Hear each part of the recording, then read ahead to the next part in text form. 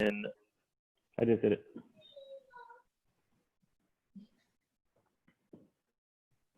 All right, welcome everybody. We are going to find Rabbi Shais and bring him on as a panelist. Rabbi Shais, if you're here, just send us a, there he goes. There he is. Beautiful. Let me know if you need my help. There we are, welcome. Welcome, Rabbi Shais. All right, for those hopping in, it's great to, first, thanks for joining. It would be great to hear where people are tuning in from. It certainly helps me to know that I'm not talking to a camera. So you'll see on the screen, you'll see a chat function and a Q&A function. Use the chat function for these kind of simpler questions. Like we're from San Diego, New Jersey. And then you'll see a Q&A function as the conversation is going. If you have a question, you can go into the Q&A and ask that question there, and we'll be incorporating the questions as much as possible into our conversation. So I'm from Israel, it's late there. Florida, Indianapolis, St. Louis, Missouri, Miami, Florida. Welcome, Mendy. Canada, beautiful. We'll give it a couple more minutes for people to join, and then we'll hop in. Rabbi Shais, are you anxious at all? You want to know, it's funny. I was thinking about the fact that I had a lot of anxiety about this event.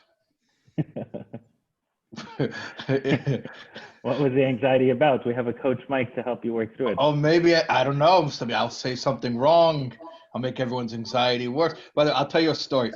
My father is a psychologist. People ask me all the time, am I a psychologist? I say, no, I'm not. I'm a rabbi, but I'm the son of a psychologist. So my father, when he was getting his degree, they took a personality test, the whole class, in order to learn how to give the personality test, so they all had to take it. So there was one lady in the class who she was saying to the rest of the students, before the professor walked in, she said, I was so nervous about the results of my personality test over the weekend that I almost drove my car into a tree. And at that moment, the professor walks in. He says, you don't need to take a personality test. That's your personality test. Right, that tells you everything you need to know. I was speaking to a friend today about the Enneagram. You know the Enneagram? It's like 9 different personality types. And he was saying that every time he types it, they call it typing. Every time he types it, it's different. It's gotten 3 different types. I said, maybe that's the personality, right? There's a few. Right. Maybe that's it. I don't know what it means. I don't know enough about the Enneagram. Try All right, so let me share a little bit about the gentlemen on the panel, who they are to me, and specifically as it relates to anxiety.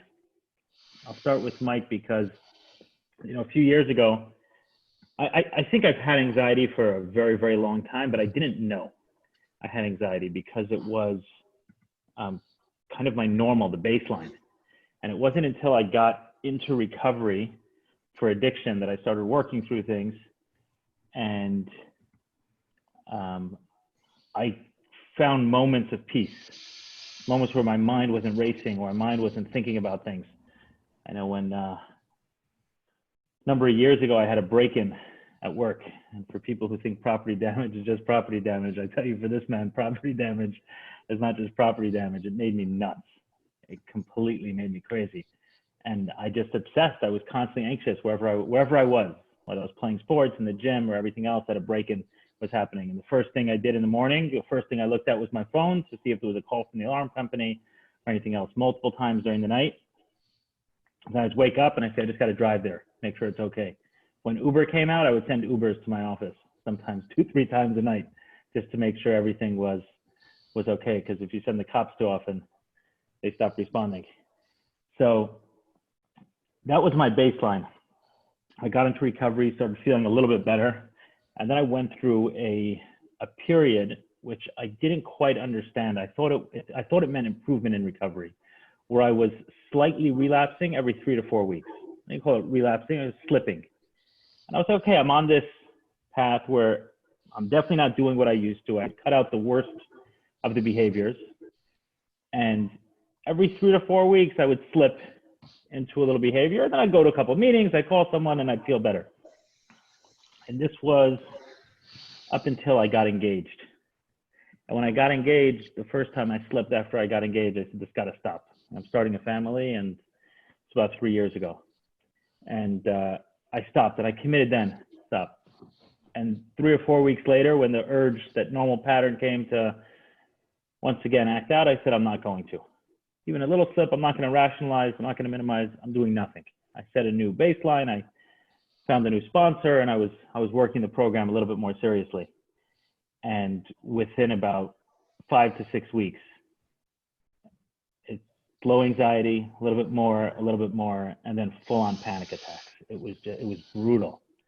And now in hindsight, I realize what that 3 to 4 week numbing cycle was. It would start building up a little bit, the anxiety, and then I'd turn off the switch. My anti-anxiety pill was not a Xanax, it was pornography. And a lot of my anxiety that was coming up was around business. My business was growing incredibly fast, but it also had a lot of structural deficiencies. And it felt out of control. And I didn't quite know how to handle it. And I was burying my head in the sand on certain key issues for a number of reasons. So I set out to find a coach. I was still determined not to act out, and I was going to meetings as often as possible, and I was working with my sponsor. The anxiety was through the roof. I was waking up multiple times in the middle of the night, not worried about an alarm at this point. I just racing thoughts, constantly racing thoughts. So I started interviewing business coaches because I've learned that personal development and business development go super well. Maybe we'll do a webinar one time on the intersection of personal and business development. That would be a fun one. If anyone likes that idea, just put a 1 in the chat box, the idea of a personal and business development, that intersection right there. So what happened was I interviewed a number of coaches, and then Pesach came, Passover, and I went to Israel for Passover. It seems like people, 1 times 10, seems like people would like that webinar. Okay. Maybe we'll do that. And I went to Israel, and I don't know if anyone's had this interaction, but when you see an American in a different country suddenly become best friends. You know, it's a guy who you'd see next door, you barely talk to. So I ran into a guy there who I kind of knew from Miami. We started chatting, and in the middle of the conversation, he just brings up this coach that he worked with through a very difficult time in his personal life, with his business, everything else. And I knew right then, I said, just give me the guy's number. I knew right then I was going to hire him, because a lot of the business coaches I spoke to, when I sat down with them, they wanted like mountains and mountains of data about the business and the org charts and everything else. I'm like, I have enough work all right, I don't need more work to, you know, tell me about all your processes and your systems, and just write and write and write. And when this guy told me that he was, he had struggled a major tragedy in his family, and he spoke about how he still had to manage his couple hundred employees through that tragedy. And I don't want to be too specific, so I don't out, you know, in case he doesn't want me to say, but it was a major tragedy. And when he described the tragedy to me and that someone was able to help him in his business affairs, I said, this is my guy. So I got his number. And when I got back to Miami, I met with Mike. And he and I started meeting twice a week. And we put in some really good work. And I'll talk a little bit about what I learned from him about anxiety and panic. But one of the things which was totally new to me at the time was to listen to it. Like I'd made it my enemy. Like, this is the worst thing. My problem is this panic. I got to get rid of it. And Mike, I don't know if you remember this, but I remember you showing me this, and you're like this is anxiety. It's like, right? And it'll just keep banging until I listen to what it is it's trying to say. And those calls will get louder and louder and louder and louder, right? So it doesn't start as anxiety. It starts as a nice little, you know, today, I've learned to rename and reframe a lot of these things that happen. And today I call, like when I start feeling anxiety, I call it my guardian angel. And I say, okay, I got to listen to what my guardian angel is telling me, versus having a negative association with it. So those were a few of the very key things that I worked with Mike on. And Mike was Mike's a breathwork therapist, amongst other things. And a lot of people talk about meditation. I find meditation completely ineffective in the middle of a panic attack. But breathing one can do. For myself, I'm not saying others may be able to get into a meditative trance during a panic attack, but Mike gave me some really intense breathing, and sometimes I was able to get through that. I've learned recently, I'm reading a book now on, I think it's Breathing and Quieting the Mind by a Rabbi Dober Pinson, and it was pretty cool to read and find that a lot of these things are rooted in Jewish tradition, Jewish spirituality. I don't know if you knew that, Mike, but at the time I didn't, and Mike and I did a lot of these breathing work, and then identifying slowly, and he taught me also, is it took me several years to create my business problems. I wasn't going to fix it in a couple of sessions. And we worked for 18 to 24 months consistently, and it changed a lot. The business is in a much better place, and also myself and my relationship with anxiety.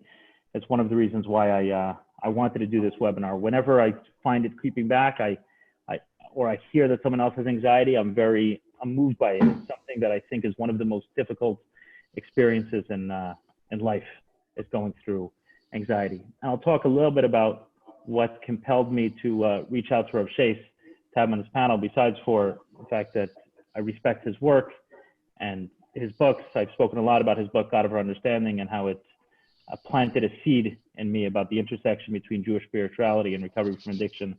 That has been a path that it's well worn for me at this point, and finding that intersection and continuing to search that. He and I have also developed a nice relationship, and recently he informed me that he was doing a shir habitachon, I think it's called. I want to talk a little bit about that and some of what Judaism has to talk about trust and faith. You want to talk a little about that shir and that series and that book? I don't want to mix anything up with the class you're doing, but I heard a few of those classes you were doing. It was an in the text class, which is not something I see a lot of. Mm-hmm. And I was listening to a few of those, and I said, hey, it would be awesome to have your perspective and ancient Judaism and ancient wisdom, and this perspective on anxiety, trust, faith. I think they link together quite well. You want to talk about that book a little bit? The class? Sure. Yeah. So this is a text that's 1,000 years old, and it's timeless. It could have been written today. It's called Shar HaBitachon, the Gate of Trust. What's trust? I hear a little bit of a feedback, by the way. Not sure where it's coming from. It could be while you're talking. I can certainly mute, but it'll only be when. Mm-hmm. So there's something called faith, and there's something called trust. And there's actually a metaphor from another rabbi, not from the author of The Gate of Trust, but another rabbi from many, many centuries ago. He says that faith and trust are like trees and fruit. Not every tree has fruit, but every fruit that you see grew from a tree. So not everyone who has faith has trust in God, but anyone who has trust in God has faith. What does that mean? Faith can be very abstract. Yeah, I believe in God, but what does it have to do with my life? What does it have to do with when I'm feeling anxiety? What does it have to do when I have to make choices? When I have to, when I have to make decisions? Nothing, it's just an abstract idea. It's dogma. That's faith. Trust is where I can actually lean on that relationship in my day-to-day life. And that's what the book's all about. It's about really taking that abstract notion of belief that's, maybe very, very spiritual and therefore very ethereal, and internalizing it, integrating it so it becomes visceral. We feel it in our gut. Make it real trust. I guess like the third step, made a decision to turn our will and our life over to the care of God as we understand God. That it's not just an abstract concept of God. Well, step 2 is came to believe. That's a great juxtaposition. Step 2 is came to believe. Came to believe is, do you believe it's possible? Yeah, I believe in theory it's possible. Step 3 is, now put your money where your mouth is. Can you give it over? Right. Give it over. Mike, when I approached you, I remember the first time we met in Surfside in a hotel there. So did you notice how much angst I was in? around that? And is that common for people you work with? You're mute. Yeah, I did. I noticed when you walked in with your shoulders up and your body language was very stiff. And in the beginning, you seemed a little bit tight, but not to the degree where I thought you were actually suffering from anxiety. I mean, you're a big guy and you're in shape, and so it's not like I automatically looked at you and said, he has anxiety. And I think that's one of the things. Like, a lot of people are suffering from anxiety, and the world thinks that they're living normally, but inside there's a war taking place. So no, I could not tell to the degree of which you're experiencing anxiety, but having done some pre-work before we met, assessments and things like that, I kind of remember you had written that in one of your assessments. Did you, the way I described what you taught me about anxiety, to listen to it and to befriend it and to recognize it as something that gets louder and louder until it's listened to, is that accurate? Do you have more to say about anxiety? How would you define anxiety? Maybe last question. Well, I'll take a step back first. First, it's really cool to be doing this with you and Rabbi Taub for a couple reasons.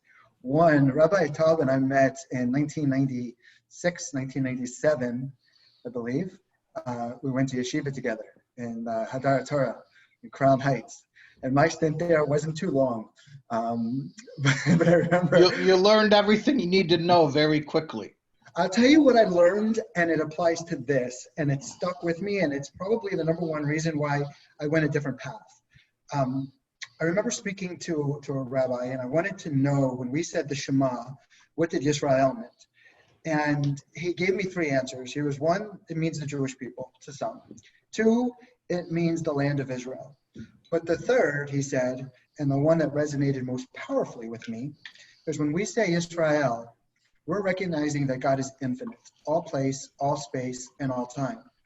And we have this part of our brain, which now I know is the front cerebral cortex, or the analytical mind, that wrestles and judges and analyzes. So sometimes we miss out on seeing God.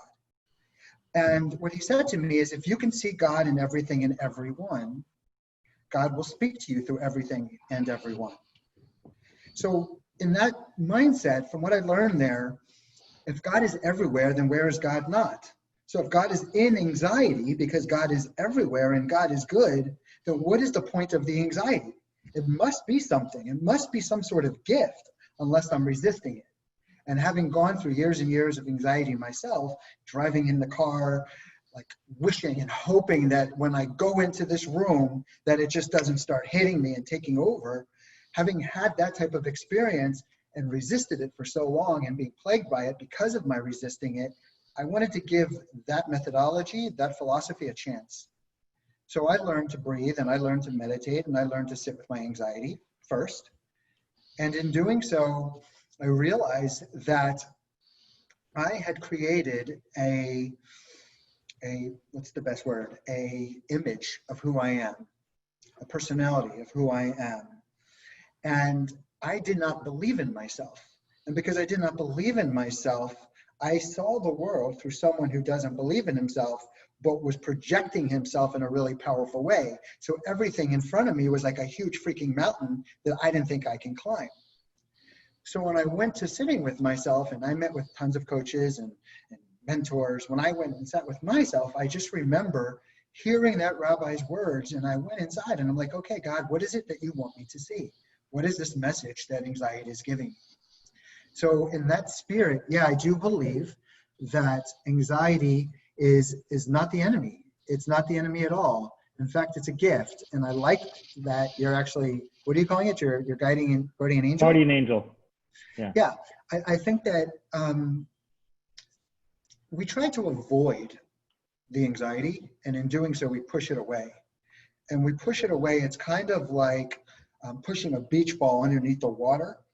At some point, it's going to come up and hit us in the face. At some point, the anxiety is going to hit us in the face. So the theory is that anxiety and fear are not things that we want to avoid. They're not the enemy. And seeing them creates this internal battle. And that internal battle is the anxiety. So if I were to say in short, anxiety is a messenger. It's not the enemy. And a messenger is there to give you a message. So many people are trying to push the messenger away as opposed to listen to it. And when we resist it, or we have fear of it, or we fight it, or we try to mask it, we distort the message that it's giving to us.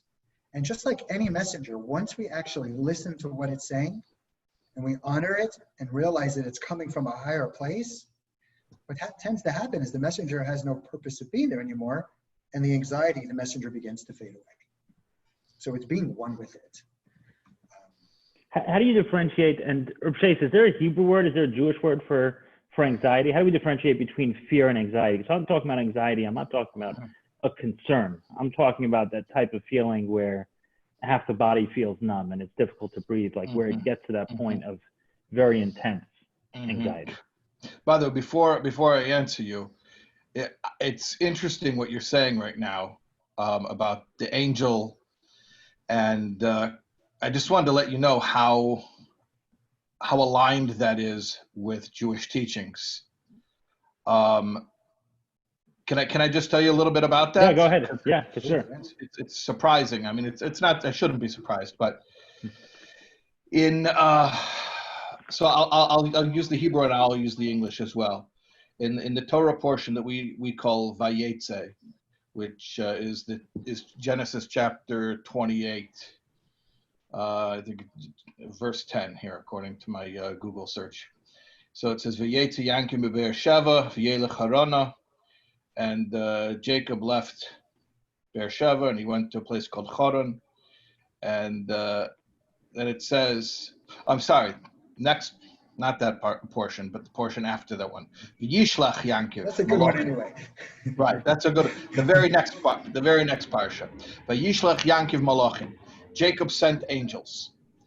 So I remember there was a talk from the Lubavitcher Rebbe where he says, everything in Torah has to be a practical lesson. Everything has to be, because Torah means lesson. The word Torah means instruction. So everything in Torah has to be a practical instruction. So the Lubavitcher Rebbe asked, what's the practical instruction from Jacob sent angels ahead of him? He had to go meet with his brother Esau. There was a whole showdown. Before he went, he sent angels ahead of him. Like, how is that an instruction to me? I don't have angels to send. How am I supposed to learn from that? So the Rebbe says, actually, in Maimonides' Guide to the Perplexed, he says that mental energy and emotional energy are angels.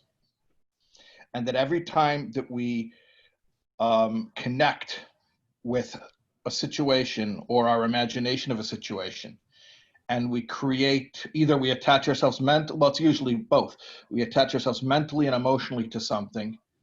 Like, let's say you're physically in one place, but you're projecting yourself to a situation already that you haven't yet come to, and you're having an emotional reaction to it.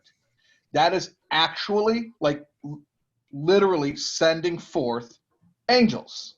And they are reporting to you. They're doing reconnaissance, and they're reporting back to you according to the way that you've sent them. So therefore, just like Jacob, our forefather, sent angels, you can also send angels. Not only you can, you're doing it anyway. You are sending angels. So now, take control over it and do it deliberately. Send them the right way, so they come back to you the right way. So this is totally aligned with Jewish teaching. And what's really cool about it is it's also the Jewish teaching and the quantum physics, if you will, are pretty much saying the same thing also. Quantum physics says that everything is energy. In Judaism, we say God is infinite. But if everything is energy and we're also made of energy, essentially, there's different vibratory states that we can be in. One vibratory state we can be in is the state of certainty. Another one, which is a very high, powerful place to be. And another one is a state of doubt and judgment. Whatever energy we're in is what we're creating in our world. They call that the law of attraction, right? If you look at an atom has a left wing, a right wing, and a center column. The angels, I believe, Kabbalistically are said to have a left wing, a right wing, and a center column also. So essentially what I'm learning is that for thousands and thousands of years, Judaism has been saying that the quality of our thoughts are attracting things into our life. We're actually putting angels to work. And the quantum physics is actually saying the same exact thing. And so when we're having anxiety, if we're doubting or we're in a place of judgment, what we're doing is we're actually missing the mark on our ability to learn and receive something extremely powerful that's going to move us forward in the most beautiful way. But I want to say something before I go further on that. A lot of what we'll talk about, I believe, tonight is going to be theory and maybe some application. But having been through anxiety for many years myself and coached hundreds and hundreds, if not even more people through anxiety, I want to make sure that I acknowledge and honor those who are feeling anxiety or depression or any emotional pain, because I know that it's hard. It's really hard. It's debilitating. It's isolating. It's crippling. And it's really freaking scary. So hearing like all these like esoteric and even scientific, formulas to help with it can be extremely scary. And at some point we may be just like, it's just too much. But one thing I want to say, and I'll say this certainly about you, Eli, your mindset in working with anxiety is going to determine the outcomes that you get. So if you go into this with a scarcity or doubtful mindset, you're really closing yourself off to the possibility of what can happen for you. But if you walk into this conversation, because this conversation is where we are right now, and if you walk into this conversation saying to yourself, you know what, I do believe everything is possible. And I do believe, and I've been learning about Emunah and Bituchon and faith, and like I feel really cool being able to say those words, because I think it's really important. Because if you go in there with that trust and that faith, what happens is there's a part of the brain, the frontocerebral cortex, that we push offline. And then we begin to open ourselves up to the possibility. Science is calling this flow state. And I'm going to talk definitely a lot more about that, because like that is my forte these days, like accessing flow state.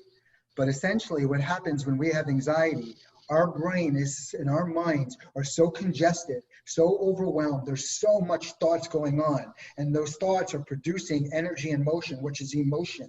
And with those thoughts and fear-based worry thoughts, that emotion is producing cortisol and adrenaline. So essentially what we're doing is we're having all of this worry, we're shrinking up, we're tightening up like this. It's causing our breathing to become short and shallow, which means we're holding in lots of toxins. And essentially we're starting to feel bad.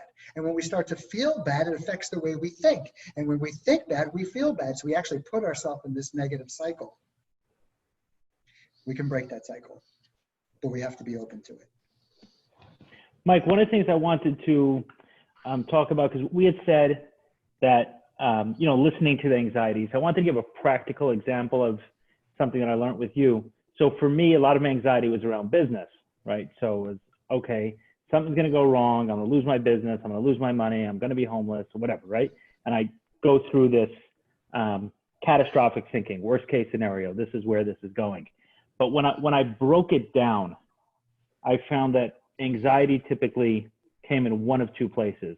Either it was an unprocessed trauma that was coming back, and now I look at that as, okay, this is a trauma that I need to go and process. So for example, I gave earlier the example of being broken into. I hadn't processed that completely, and eventually I got to the point where I said about it, and I just said it because saying is not enough. Like that state, I think in Chassidus they call it state of das, right? Like to get to that place of a little bit of a higher consciousness. So, and then it gets to a place where it's integrated. It's not just a belief. I heard Rabbi Shais talk one time. He says, if someone tells you there's a cockroach on a salad, and like that feeling you have about that salad now, I think you call that das, right? Like now that's integrated thought. You're not eating that salad anymore. You heard a cockroach. I said it's impossible to let that information remain purely academic, because it's going to inform your choices. You're not going to want that salad. Right. So one of the ways I got through the break-in was I was an unprocessed trauma, was realize, hey, it was letting me know that I need to protect myself better. And nothing that bad happened. Like they had broken in and stole mostly boxes, honestly, free boxes that UPS gives to our company. So when I was able to get past this idea of, hey, people are after me at all hours of the night and I can never lay still, because that was the thought, is I'm sitting here trying to work during the day to make money and there are all these forces against me trying to destroy it.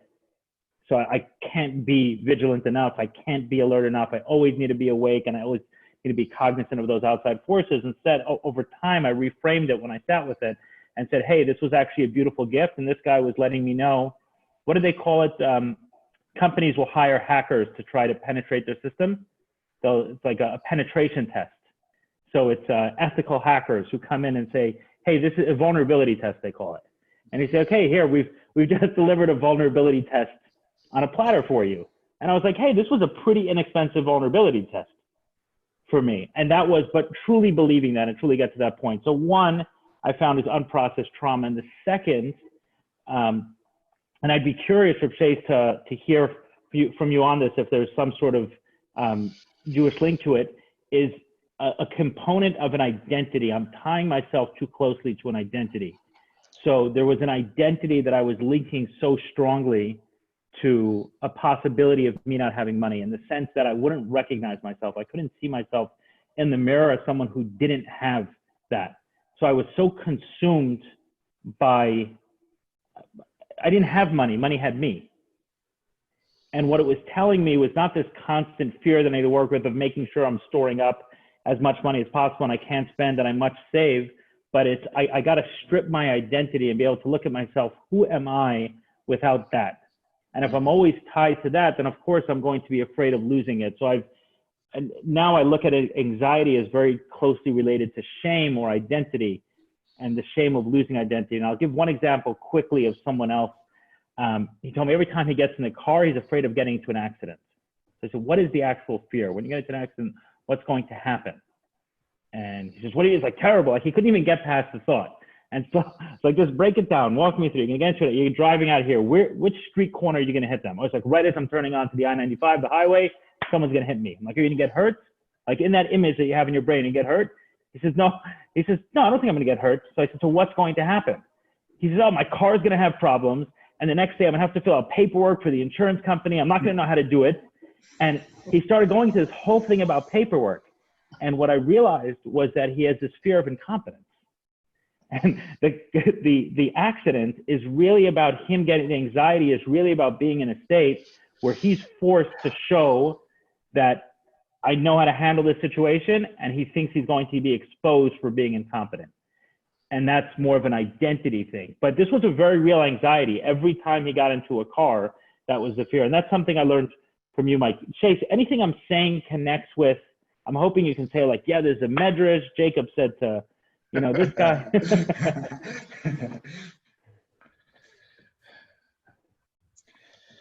It's interesting. You know, there's different types of anxiety, but what you're talking about, the fear of the loss of Identity. the identity, or being exposed for the lack of the identity that we want to have. That's a very deep level of anxiety. That's a very deep level. Because basically what you're saying is, you know, I'm not afraid there's going to be something wrong with what I'm doing. I'm afraid that there's something wrong with who I am. Right, exactly what I'm saying. Right. I am not enough. I'm deficient. I'm going to be exposed. I'm going to be made vulnerable. My weaknesses are going to be called on. I'm going to have to do things that I'm incapable of doing, and I'm going to be shown as weak, or I'm going to be forced to do things that are you know, shamefully difficult for me. One way I've thought of it is, yeah. I have no right to exist. I don't know if that. Yeah, well, that's kind of the direction I was going, which is, you're talking about shame, which is essentially, yeah, I have no right to exist. It's I'm sorry for taking up space.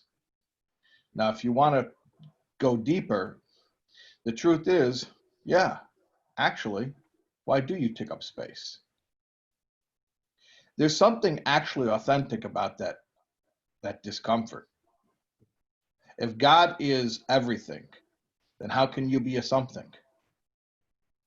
I mean, a something other than God. Right. So unless you're one with the everything, yeah, why are you taking up space? So there's a false self, which is an adaptation, which is a personality that we developed in order to make us feel safer in the world. Usually we developed it when we were very, very young, and we don't even know that we did it, and we don't even remember doing it. But it's a false self that gives us an answer to what am I doing here? Or why am I allowed to be here? Or how am I going to prevent someone from asking me, hey, what are you doing here? Or how am I going to have an answer, right? So if I'm smart enough, or if I'm interesting enough, or I'm good looking enough, or I'm funny enough, or whatever it is that I define myself as, this identity that I give myself that gives me an excuse to be here, right?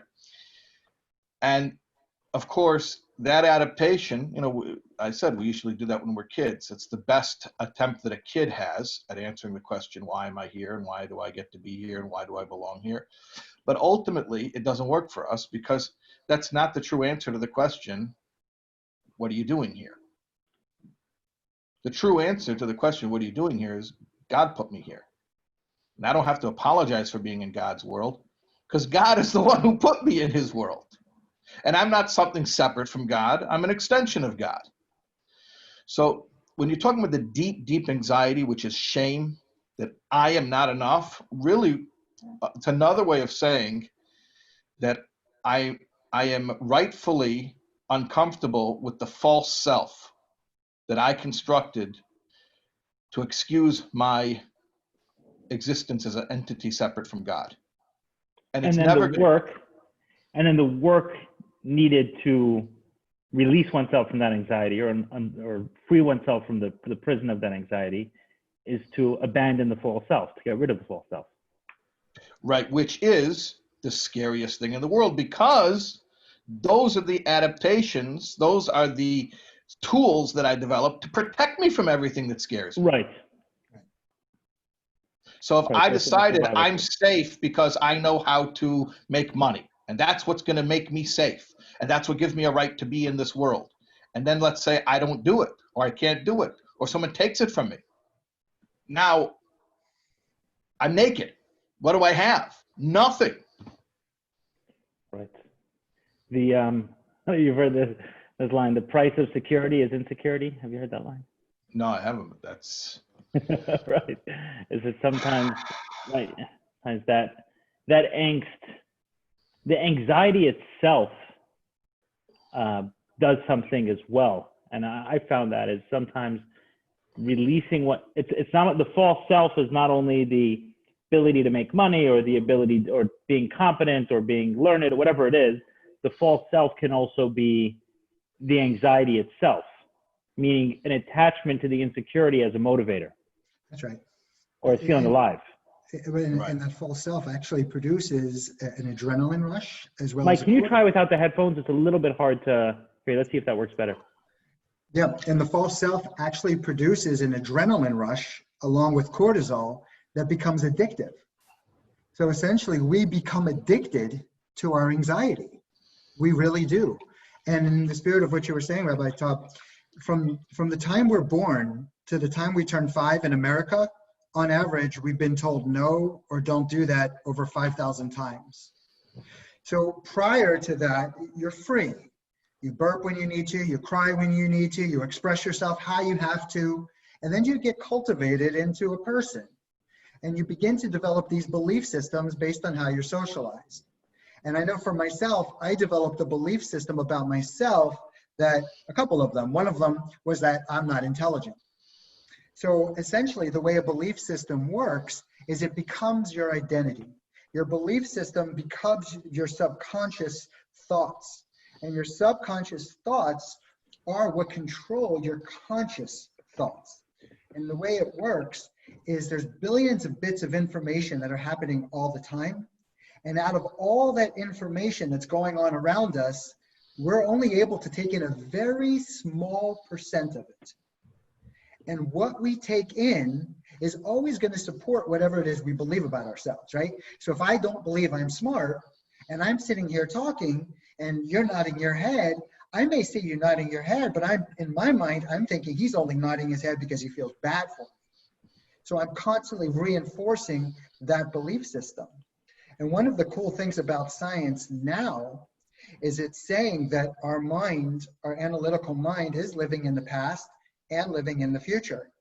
And our past experiences are what's shaping our current reality. So our past experiences are the lenses through which we see our current reality and forecast our future. So if I have an identity that I'm not smart, and I'm seeing the world through those lenses over and over again, essentially what's happening when I'm going to look into my future, I have a lot of doubt. I have a lot of judgment.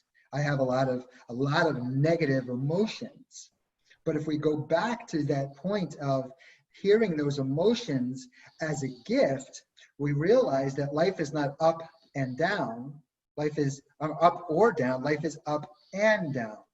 And when we're in that down, most of us get very doubtful, very judgmental, very scared. This is where the anxiety is. And because we become very doubtful and judgmental and scared, we start to stress about our anxiety. And in doing so, we're actually creating more anxiety. So what we want to do is we want to have certainty that when we're down here, there's a gift. It's teaching us something. Maybe we're not living in alignment with something. Maybe we're still functioning from an old identity. So the way I like to look at that is, if you would evaluate your life right now based on these three things: your confidence in yourself, what you believe the world is like. In other words, do you believe the world is a dog-eat-dog world and it's kill or be killed? Or do you believe it's a world of abundance and there's millions of infinite possibilities? And how do you think people perceive you? Those three things, how you see Can you yourself. repeat those three things, Mike? One is how you see yourself, Yeah. your confidence level. Two is how you see the world. Is it a world of opportunity or a dog-eat-dog world where everyone is out to get you? And three, how do you think people perceive you? You take those three things, put them together, and you come up with the average of those three things. And on a scale of 1 through 10, if you're at a 10, your identity is really powerful. You are your actualized self. But if you're at a 1, you're in this place of complete doubt. And wherever you are, it's important to say, okay, I'm here. Maybe I'm at a 4. And I'm experiencing the world through the 4. And when I'm down here, I'm feeling that anxiety because my guardian angel is trying to remind me that I'm not a 4 at all. It's trying to remind me that this feeling, remember we talked about the tap? Yeah. It's coming because I'm not being myself and I'm not seeing the world through my highest self. And it's tapping and it's tapping and it's tapping until we're just overwhelmed with it. But if we could take a step back and really just breathe for a moment and tune in, and there's a lot of exercises that we can do to actually do this, to really tune in. What happens is we take that part of our mind offline, that judgmental shame part of our mind offline that actually limits our performance. It has its use in this world, but not here. And we begin to open ourselves up to that possibility. And in opening up to that possibility, we begin to receive these beautiful messages that really give us direction. So we begin to look forward to those downs as like, okay, I'm down because like there's a huge up on its way. If only I slow down, tune in, listen, and then take that message that I was given and go forward. And that takes amuna and bitachon. That takes faith and trust. Yeah, one of the lines I love that I hear in recovery a lot is pain is required, but suffering is optional. And I find that you know, with anxiety, it is painful, this feeling, but the idea that it shouldn't be there makes it suffering, makes it doubly painful.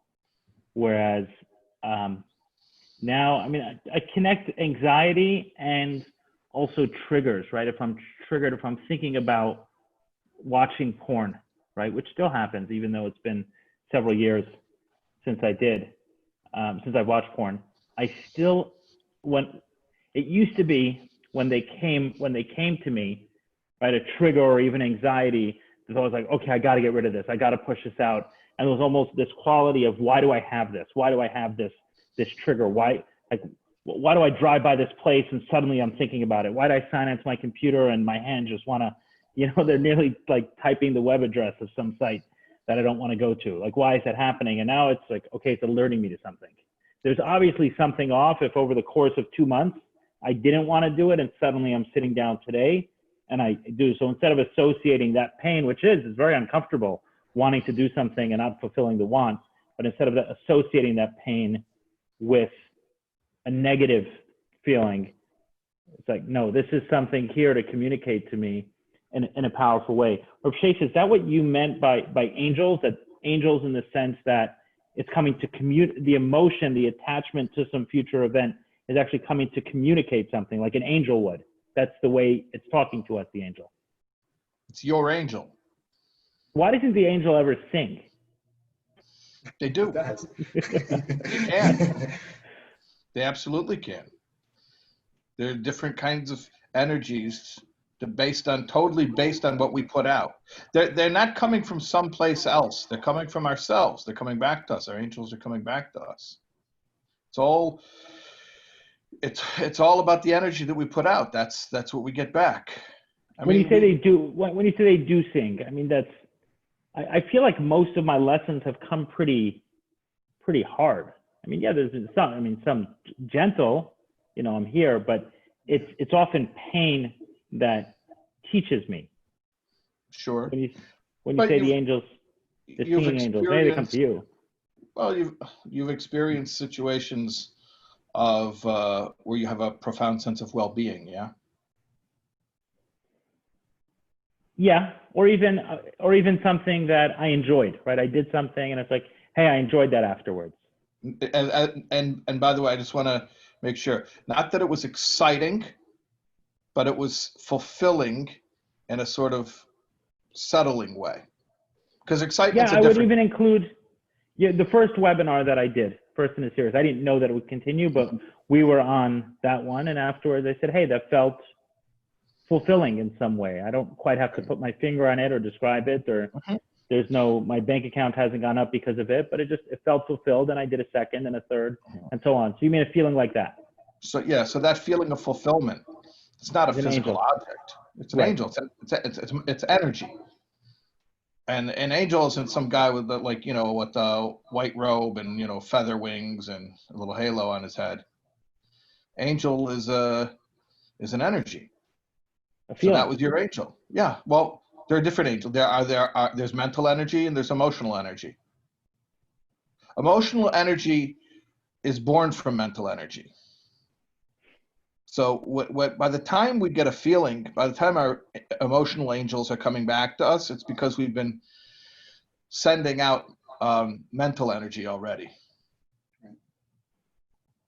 Okay. Thoughts create. Right. So that's true. So that was an example of a negative thought on my part, thinking that like ignoring the good feelings as angels and just considering the bad feelings angels. But all of them are. One communicating, hey, this was something that's, like Mike said, in alignment, I'm at a 10. And another that's, hey, you're not in alignment. You're thinking about going to porn or you're feeling some anxiety. Listen to this angel. Not listen in the sense of do what it's saying. Listen in the sense of it's here to communicate something that you need to know. What I remember I was saying before, like when I was telling you originally that this teaching from Lubavitcher Rebbe, the Rebbe wasn't saying you can send out angels. The Rebbe was saying you're doing it anyway. You're sending out angels anyway. Right. So the choice isn't whether to send angels or not send angels. Choice is what kind of messengers do you want to send? See, in the story, he's sending out these messengers. They're scouts. They do reconnaissance. They come back. They report back to him. So the kind of angels that report back to you are precisely the angels that you send out. Whatever kind of angels you send are the angels that are going to return to you and tell you how to feel about whatever situation you're heading toward. So we are producing angels constantly. And the question is if we are going to start doing it deliberately, mindfully, like actually sit down and stop and say, hold on a second. There's no way that I'm not going to have a feeling about this situation. There's going to be some feeling. So would I like to have some choice in what kind of feelings I'm going to end up having? But this thought, right, if I'm sending out angels and they're doing reconnaissance, right, this can be, I can imagine getting stuck in a pretty bad loop. It's an anxiety producing thought, right? So if I'm thinking, okay, something bad is going to happen tomorrow, okay? I'm going to, I don't know, lose something that's important to me. Right. And that's the thought that's going on. And then I interpret that as, here an angel is coming to me telling me they did reconnaissance, I'm going to lose it tomorrow. This my angel telling me I'm going to lose it. And then I can just spin on that thought for quite a long time. So how do I separate between, like, how do I know what the angel is actually trying to communicate? It's your view of the angel. Is your angel good? Or here's the way I like to look at it. Whatever the thought is, let's just call the thought neutral, right? So actually, let's call it fear, which I believe is neutral. So let's say you have a fear of something, right? If you obsess over that fear, you go down this downward spiral of worry, right? But if you see that fear... And worry, you're saying, is not neutral. Negative. Right. Worry is where the anxiety comes from, right? Fear and worry are not the same. Worry is obsessing over a fear. A fear is neutral. Fear is simply indicating or pointing to what's important. So if you have a fear around money, you can obsess and worry about money and create a lot of anxiety around it. But if you look at fear as it's neutral and it's actually indicating what's important, now it's become good, you realize that having money is important. So what you do with that fear, what you do with that angel is up to you. So the way I like to look at it is you have the fear, and the first thing you want to do is you want to smile when you have the fear. Because when you smile, you're realizing that your angel's speaking to you. And physiologically, you're releasing dopamine and serotonin. This is healthy because when you begin to release these endorphins, the body begins to relax, your breathing begins to slow down, you send a message to your nervous system that everything is going to be okay. Once you smile and thank the fear for being there, you say, okay, what are you pointing to? Fine, it's money, or it's health, or it's a relationship. And the next step is you get clear of what success looks like in that relationship or with the money. So step one is to thank the fear. 2 is to see what's important and get clear of what success looks like there. 3 is to connect to why it's important to you. And it's important to connect to the why because that's what's going to motivate you. And then 4, it's very simple.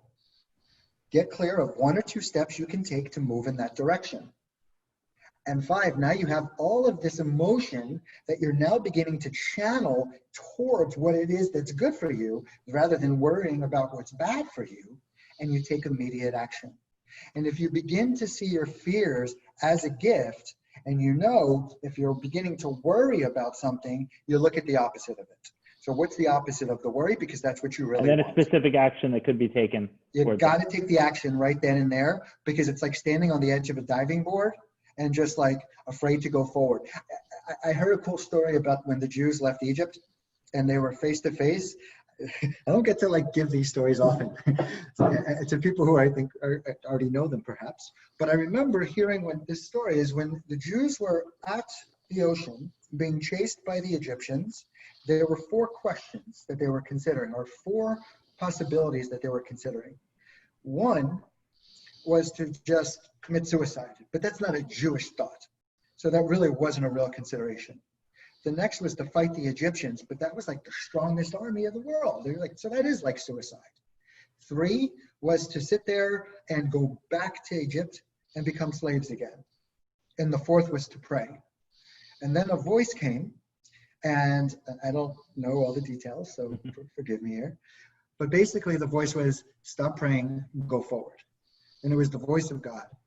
And it wasn't I don't know who the person who walked in the ocean was. I don't think it was Moses. But it wasn't until that person got in nose deep that the ocean began to open. And if I'm saying it correctly, in order for them to go forward to the point where they're about to drown, it required emunah and bitachon. It required massive trust and massive faith. The same thing. When you have a big worry There's a reason that worry is there. It's because you've created an identity for yourself over the course of your life that keeps getting reinforced and reinforced by your experiences. But rather than shriveling up, what we want to do is we want to get clear of what it's pointing to, what's important, why it's important, the steps you can take to get there. And then you have to learn how to tap into your most powerful identity. And that's some of the work that we did. And it's a rewiring of the subconscious. It's a rewiring. It's the be to become of it all. It's training yourself to know that you already are that person, but somewhere in your life you've forgotten how great you were. But God did not make you weak. You just started to believe that about yourself. And you must take that emunah and bitachon. You must take that faith and trust and go forward. And in doing so, your ocean opens. Your world begins to open. So this conversation wouldn't be complete without touching a little bit. I do want to get to people's questions, but just on medication, I'll tell you my own experience with it, having been in therapy in that world for about 11 or 12 years. It was recommended to me multiple times to take medication for one reason or another, whether it was for depression or anxiety or curb sexual desire, whatever else, right? That these medications, and each time it scared me like right out of my pants. And I was like, okay, what else can I do besides that? I don't know why. I think I had this association with it. Not that the medication was so terrible, just that it would be very difficult to get off of it if I went there. So I was like, okay, just give me another option other than medication. And sometimes another option meant breathing for an hour and a half with Mike, which looks a little funny, but doesn't have massive withdrawal afterwards. So pretty cool experience. So that was mine. Obviously, I know other people who've used medication for short periods of time, and it's helped them. Do either of you have any opinion on it? Because I'm sure people listening to it, that's often the common suggestion. It's like, okay, you're having anxiety, take a Xanax. I mean, I do have an opinion of it. I think when we look at anxiety, there's two components to it. There's the root or the cause of the anxiety, and then there's the symptom of the anxiety. Medication can help you with the symptom of the anxiety, but it will not help with the root, the cause of the anxiety. However, I'm not anti-anxiety or medication, because if you need the medication in order to get yourself to a position of stability, in order to begin working on the cause of the problem, it has its function, but it's not going to cure it. It's just going to allow you to be in a space of not suffering from the anxiety while you're working on it. With that said, I generally try to sway my clients away from using the medication when we're doing our work, because it also distorts their response to some of the work that we're actually doing. But I do think that through breath work and reframing work, you can alleviate the anxiety much faster than if you, I mean, many people are on Prozac or anxiety pills for 10, 15 years, and you can get through this much quicker than that. Right. Makes me think of also with addiction, that addiction is not the, often the assumption is that addiction is the problem, right? I mean, you know, in Chase, in your book, you talk about that. Addiction is not the problem, it's the solution to something. So not, obviously anxiety might not be the solution to it, or maybe it is the solution listening to it, but it's that same concept that oftentimes we mistake the problem for the actual problem. Chase, any thoughts from your side on medication? I know you counsel a lot of people individually. They reach out to you for advice just on this thought. I mean, I try to steer very clear from, you know, medication is a medical issue, and try to not mix in where, you know, I'm not qualified to. But, you know, what Mike says is very true, and I don't think any psychiatrist or physician would disagree that medication is for treating symptoms. So, which is why anyone who's on medication is also going to have some type of therapy. So I think that's a safe statement to make, what Mike just said. I mean, it's, you know, it's fairly apparent and obvious. Not to everyone. I mean, a lot of doctors throw something, you know, throw medication as that's what it is. You got a problem with anxiety. I mean, the way it was presented to me with the first time is like, oh yeah, you got an anxiety disorder, so you need this medication to offset it. This concept, and Mike, you know, someone asked this question, and I don't think this is what you meant. is that everything happens for the best, right? Someone said it's like the trust that the sea will split. It'll all be good regardless of how, like, don't worry, this will be good. I mean, sometimes bad things happen. Sometimes pain comes our way. So I think that if everyone has a pen and paper, this might be cool to write down. I think that just like for any great basketball player, and if everybody watched the whole thing on Michael Jordan recently, he's probably the best of all time. For him to have been the best, it wasn't skill that he needed most or focus that he needed most or mental strength. The first thing he needed was to know the rules of the game. And there's rules to this game too. And the first rule, and this is just like a framework that I use. It's not like written in any medical journal or anything like that. But rule number one, and I'm going to answer that question this way. Rule number one is the rule of one. And basically that says that if you're coming from a religious perspective, God is everywhere. If you're coming from a scientific perspective, energy is everywhere, which means we are connected to everything. We are not separate, just like Rabbi Taub was saying earlier. Everything is one. We have a part of our brain that has begun to make us feel separate than everything else. And I actually call that part of our brain, it's the front cerebral cortex, I call that the tree of good and evil. That's where I believe that in the Garden of Eden, it was complete oneness, but God is love, and an expression of love is to share. And in order for something to be shared, there needs to be someone to receive.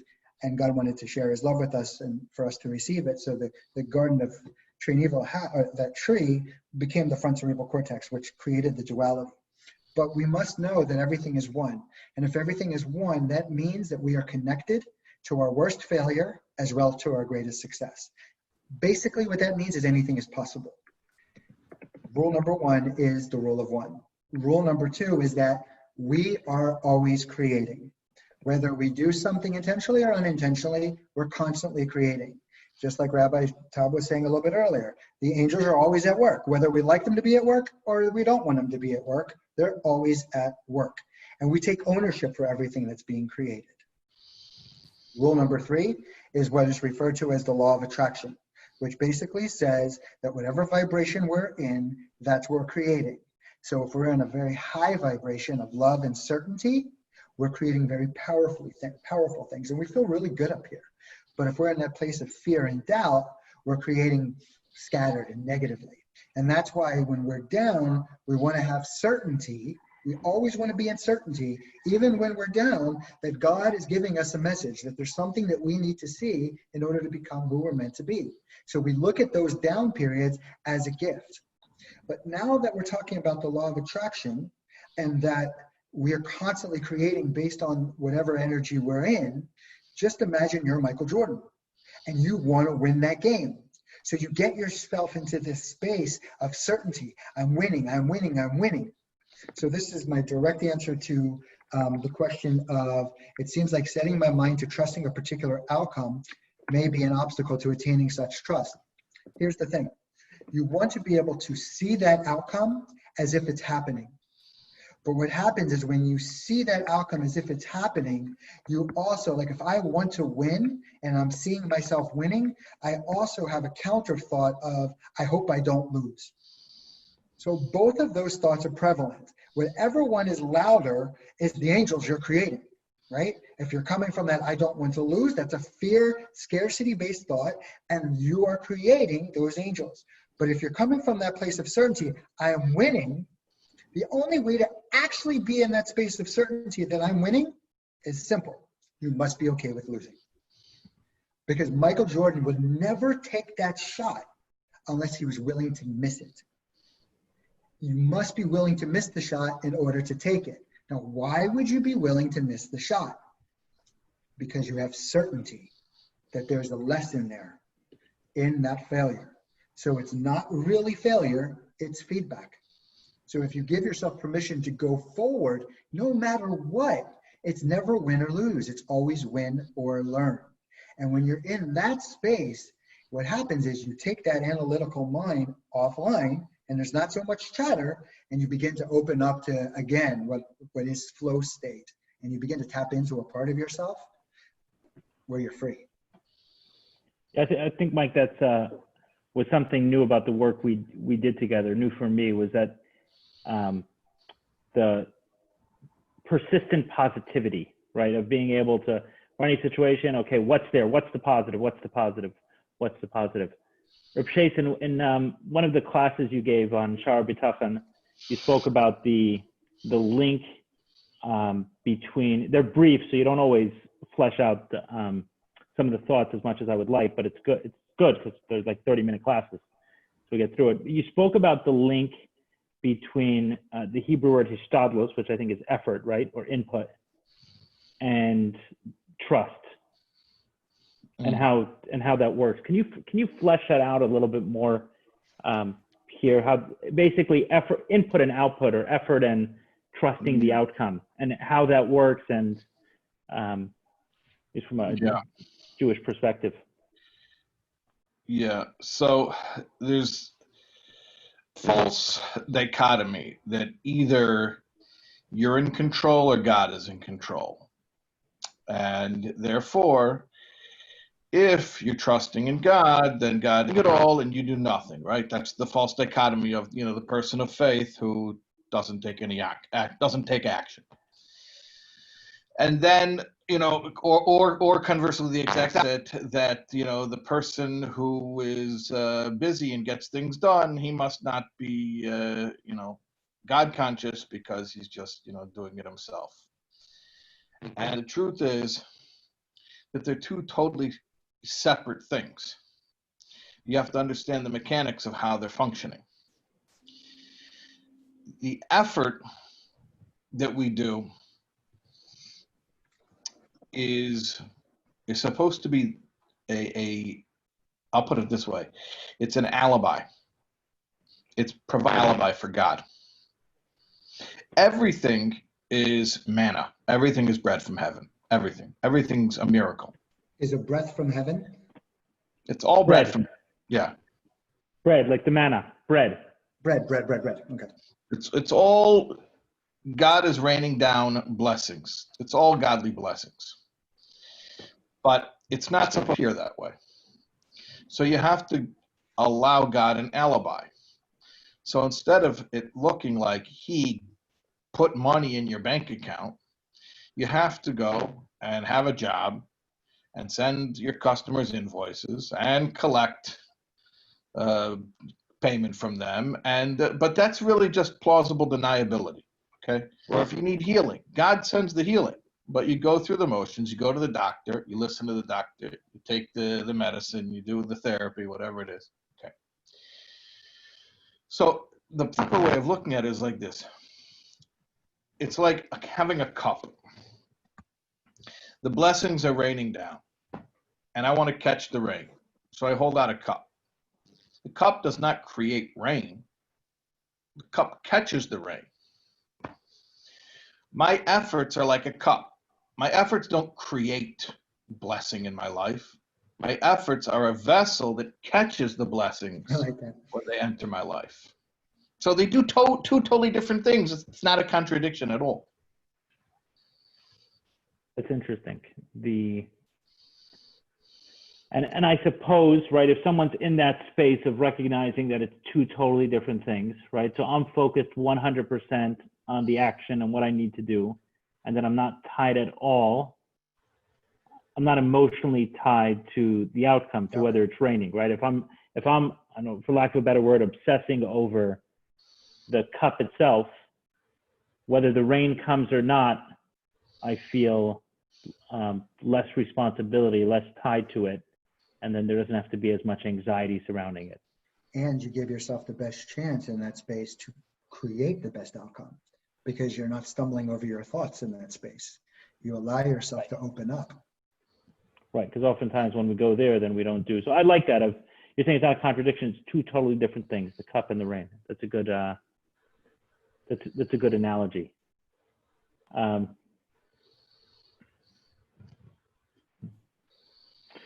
Someone asked here about how to help their child who is 9 years old deal with anxiety.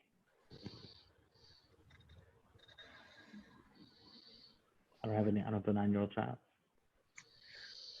I think that your child is always teaching you how to help them. I think that The hardest thing in the world is to get out of our own thought patterns. But we must realize that our thought patterns are also based on our previous experiences, which may not be relevant to the needs of your child in this moment. So the greatest gift that we can give our children, or anyone, including ourselves, is complete presence.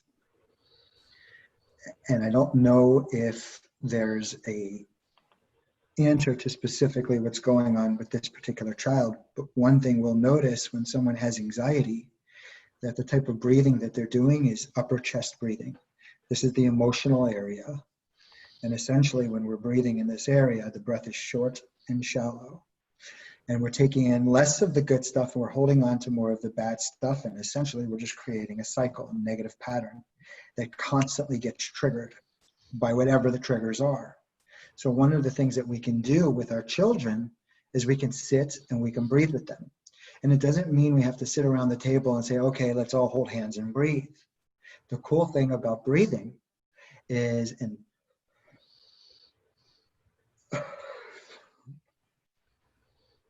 how many yawned when I did that? Breathing is contagious. So when we slow down our breathing, we actually can shift a room. So when we can create a space of calm around our children more often than not will be able to catch on. What we tend to do is we try to correct our children because it brings up stuff for ourselves. So if I see my child having a negative experience, it starts bringing things up for me. Maybe I'm not parenting well, or maybe this, or maybe something's wrong with my child. It's not where we want to go. Where we want to go is to a space of connecting with our children, and then we can direct our children. But we can't correct until we connect, and then we can direct. So first thing is to connect with the child. And that means being completely present. And you might want to start off by mirroring them. Instead of you breathing and trying to get them to mirror you, you mirror them, and then you bring them over to where you are. Can I share something about like morning routines and how it's relevant here? Really? So each morning I wake up, and the first thing I do when I wake up is I smile. Release dopamine, serotonin, and then I jump out of bed and I do my morning prayers and my breathing. And I do an inventory of myself to see where I'm holding, where I am, what my emotional state is, what my thoughts are. Like something might have happened in my sleep that caused me to wake up a certain way. Or I might have smelled something or heard something as I was waking up that might have triggered something. So the first thing I do is I connect to where I am. So if I'm feeling anxiety, what we're taught to do is take a deep breath. But when you take a deep breath when you have anxiety, basically what you're doing is you're going against your anxiety. You're not being one with it.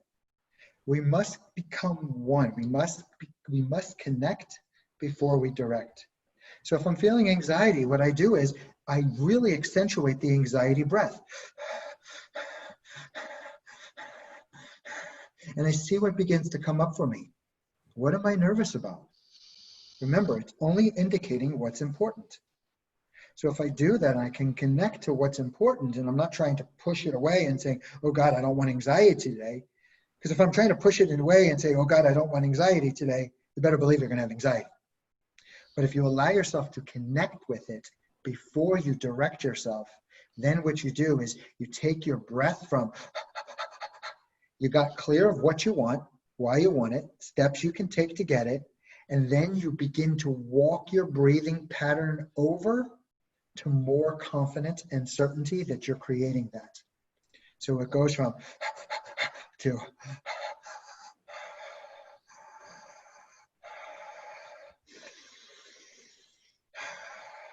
and you're able to change your state. And just like you can do that with yourself, you can begin to do that with your child.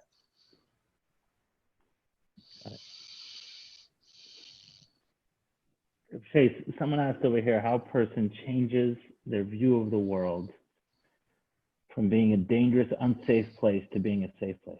Actually, I know that feeling well, but I'd love to hear I know that journey well. Mm-hmm. I'd love to hear your.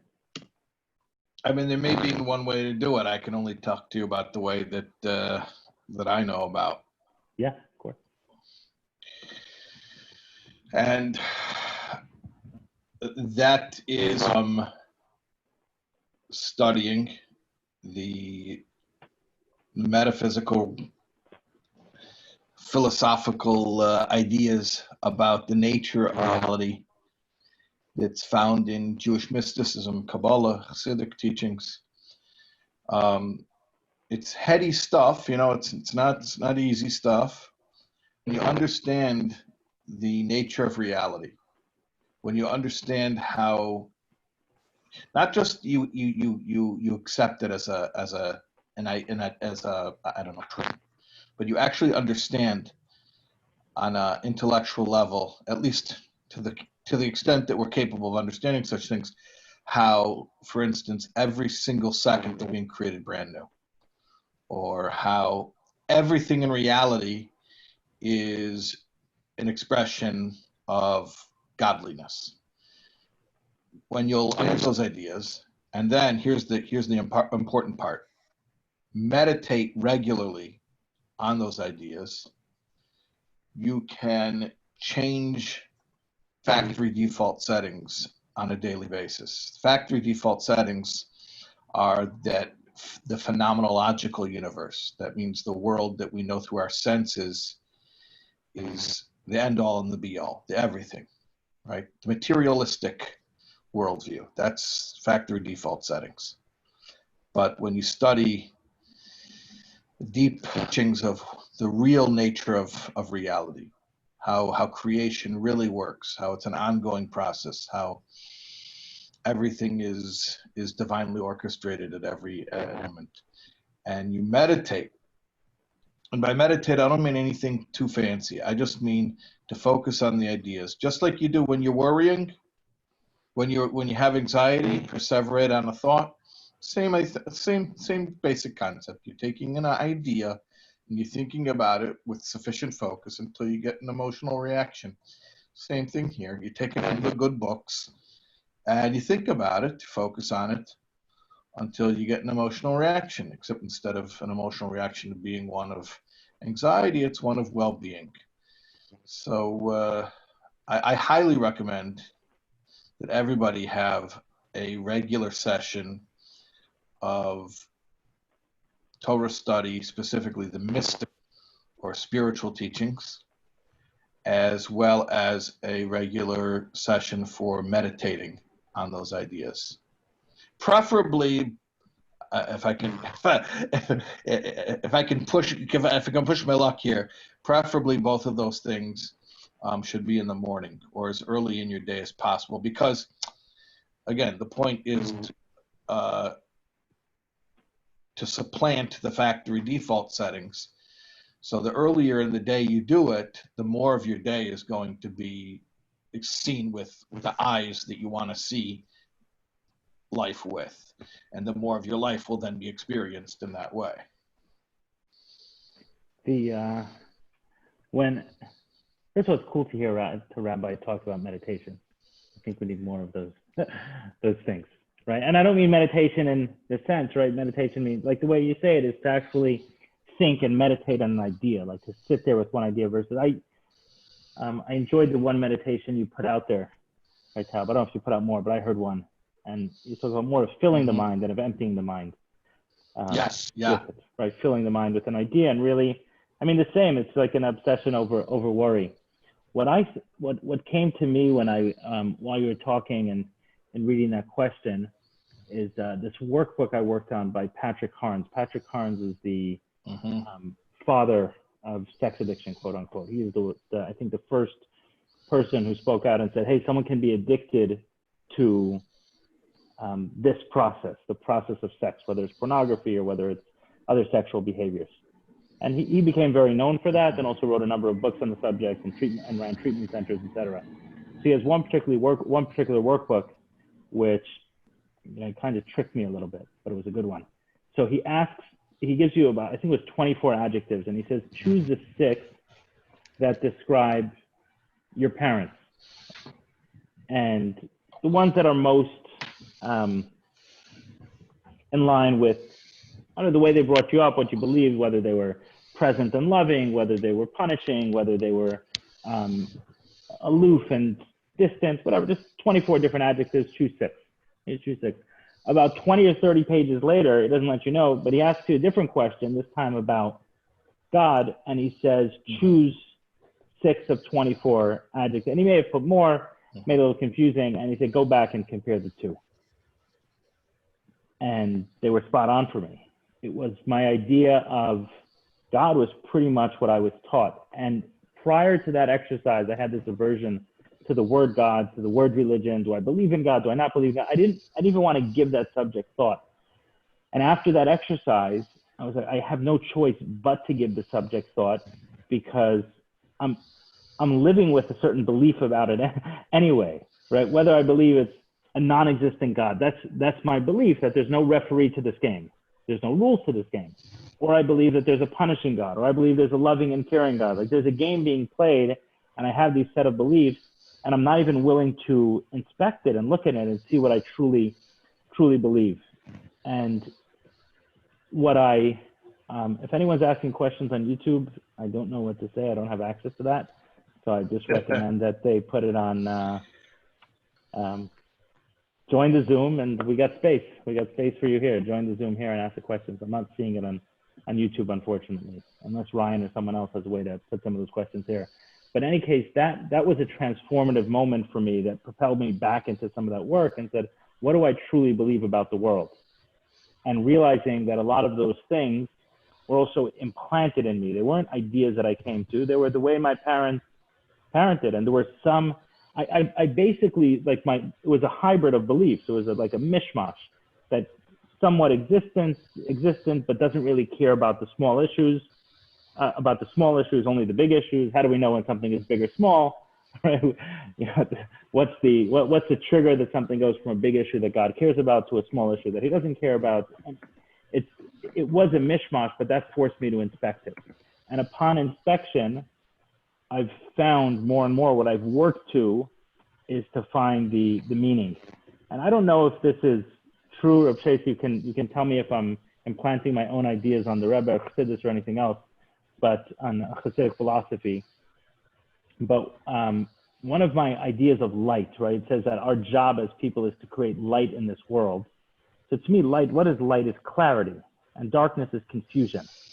So if I have a question of why this happened to me, and why is this bad, and why am I in this space, then that's darkness, that's confusion. And then my job is to bring light to that. So my contention is that whatever anyone believes about it, they will prove out in their life. Right? Whatever anyone believes about what happens to us. So for example, I'll take the most obvious for me was child sex abuse. And I was determined to find the meaning and the experience in that. And one of the first letters I wrote where I publicly spoke about my story, I said that if I was given the choice, I would choose to be molested all over again. And my mom reacted pretty harshly to this. Like, what do you mean you would choose to be molested all over again? Right? That triggered, I guess, her own anxiety about being maybe a bad mother or something. Maybe I'll do a session one day on anxiety, and I'll invite her to it, and we can talk about we can talk about that. But regardless, I always bring my mom into these webinars. In any case, my point is about if I believed that it was random, that I was abused, and I never tried to infuse meaning into it, I think my life would have ended and someone from the outside would have looked at it with the same confusion. Why did this guy have to be abused? And I feel like my purpose is not only for myself to find my own light and clarity and meaning in it, that I can see it and say, okay, this is the reason why it happened. And there's not only one reason why, but it's clear to me. I don't have this burden that I carry of why did this happen to me. And I think that if other people looking at my life, I don't think that they'll ask the question, oh, why did God have him? If there's a God in the world, why did he choose to have him abused? I think he appointed a good person for this. I mean, someone can disagree, but I think that, I was chosen to bring light and clarity into this specific subject. And then if I believe that and I do it, then suddenly the world stops being, and going back to that answer, stops being a negative place. So to sum up my answer in short is that I wasn't born believing that the world's the bad place. It's a belief that was implanted into me by either something that happened to me or parents which weren't perfect. Sneak peek, no parents are perfect. So I've had this belief implanted in me, and then I can go back and find those things that are created this belief inside me that the world is a dangerous place, reframe those, find the positivity, draw it out, eliminate the darkness, infuse it with light, infuse it with clarity, infuse it with meaning. And now I've removed the thing that's there. So it's a nothing. The idea that the world is a dangerous place is not a belief. It's the absence of a belief. It's the absence of the truth. So I have to go back to those things, remove them, find the meaning, and then by itself, the light is there, and it feels like a trusting and beautiful world once again. That's all I got. That's good stuff. Mike, did you want to give some? I just quick answer on that. Again, the mind there's something called neuroplasticity, which basically says that the mind is malleable and it's constantly growing in the direction we feed the thoughts. So we have these neurotransmitters, right, that are constantly being triggered. So neurons that fire together, wire together. And what that means is if you see the world a certain way, you're going to constantly believe what you see. So you're always going to be looking to substantiate that belief system. So how do you get to a space where you see the world as a safe space? Well, you have to train yourself. And the way you train yourself is you look above and you say, how often do I worry that my roof is going to fall on me? I don't. So you start counting that. How often do I worry that the electricity is going to shock me? When I drive down the street, am I worried that I'm going to go and the bridge is going to collapse? We tend to keep score of the things we worry about, but we don't keep score of the things that are safe. And really, God and the universe are conspiring on our behalf. It's just that because we're in such a space of worry based on the belief systems we've created throughout our lives, we tend to only see things that support those belief systems. So you have to challenge those belief systems. And you have to actively challenge those belief systems and diligently challenge those belief systems. And before you know it, you start keeping score of the right thing and you can breathe again. You think a lot of that, Mike, is coming from focusing on an over-focus. I mean, I did that early in the webinar when I asked about the angels. I didn't realize I was doing it. How come the angels don't sing? And Rabbi Taub called me on that right away and said, it does. And it's true, it does. It does in other ways, right? The feedback, the positive emotions. So you feel it's keeping score. And what I was doing there was keeping score of the lessons that I've learned from pain and ignoring the lessons that I learned from positive feeling. And if you were and this is just a framework, but if you were evaluating yourself on a scale of 1 through 10, 10 is your optimized self, where is that thought coming from? Is that a 10? Probably not. Where is it? And then the question is, well, how does a 10 think? How does a 10 perceive the world? And you begin to, it takes work. And I'll say this about you, Eli, in working with you for many years, you are diligent about the work. You do the work. And I know there's a saying, if you do the work, it works, right? It works if you work it. It works if you work it. And a lot of people just create such a scarcity mindset. And if I don't believe it's going to work, I'm not going to have the energy to do the work. But if you open yourself up to it and you actually begin moving forward with that faith and trust, you'll begin to realize for yourself that you just created a belief system over time, but it wasn't a truth. It was just a belief. And you begin to realize something much different. Mike, one of my favorite things that I learned from you was rules, the rules that I have. Yeah. And the rules are the BS rules, right? The BS rules. So I'm trying to remember one, but one was I had a problem and not wanting to solve it in a certain way, right? You asked me would you ever fly up to the guy and just, confront him on the spot in front of his family? I was like, no, I would never do that. He said, well, why not? And I was like, oh, I don't know. It just shook. And I had this rule that was forcing me into a double bind, right? That I just made up. I made up this rule right out of thin air that no, if the person's not answering my phone, then I'll never address it in this way because whatever it is. So it's a BS rule that I just had in my head. I didn't even realize I had it, but forcing me to challenge some of those BS rules. Rabbi Shais, so I read your book, Ami Answers. Is that one? Yeah. We just sent volume 2 to print, by the way. Oh, nice. I'm looking for it. I very much enjoyed it. I love the way you dissect questions. You have to. Right, you do. So there's a question here. I asked the person to expand on it a little bit because I know that it sometimes helps for the answer, but I think that, there's anxieties come in so many different forms. And, I've spoken about my own, which is around achievement, around money, around, a lot of those things often. I mean, not only but predominantly in that.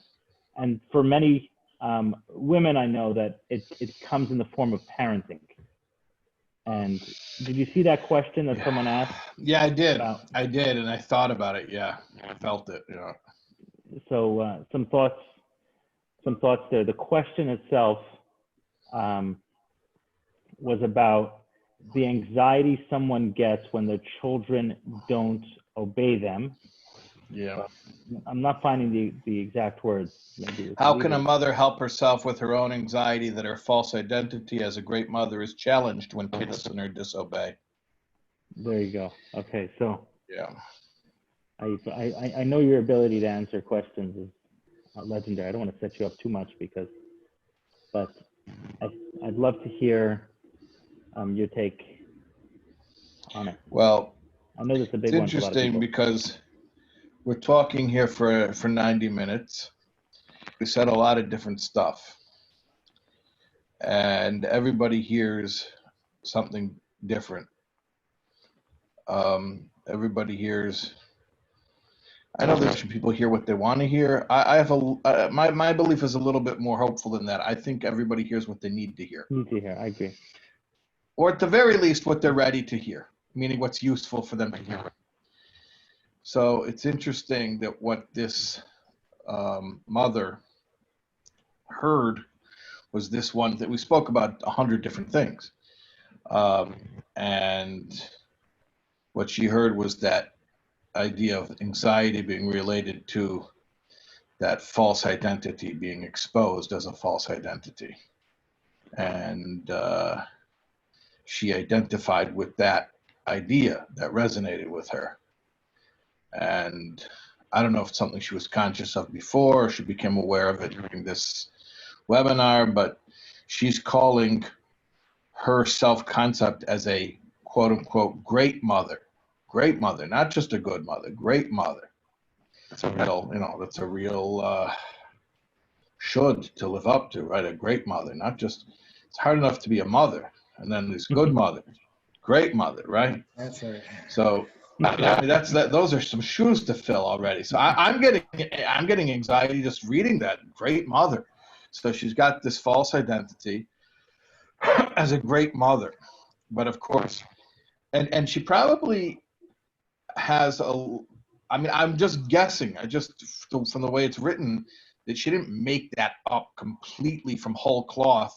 Like, I think she's a really, really poor mother and then identifies as a great mother.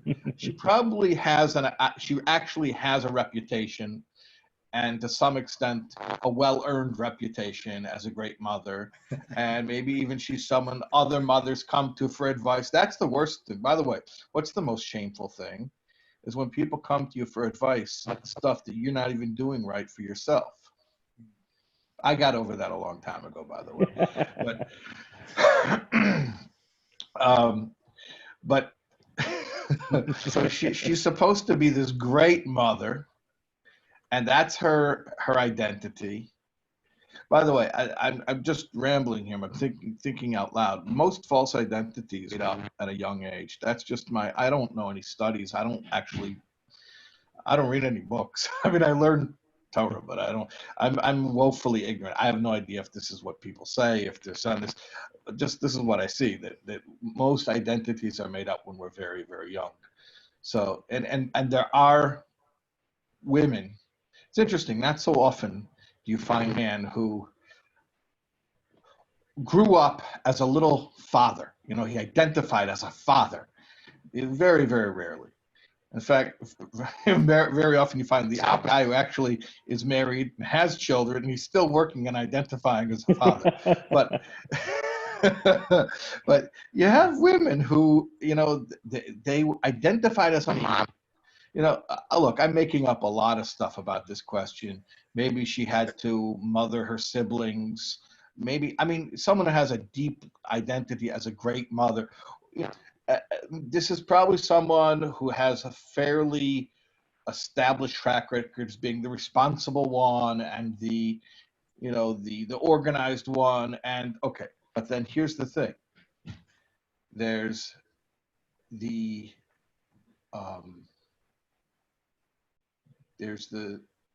being exposed as a fraud every single time her kids don't listen or obey.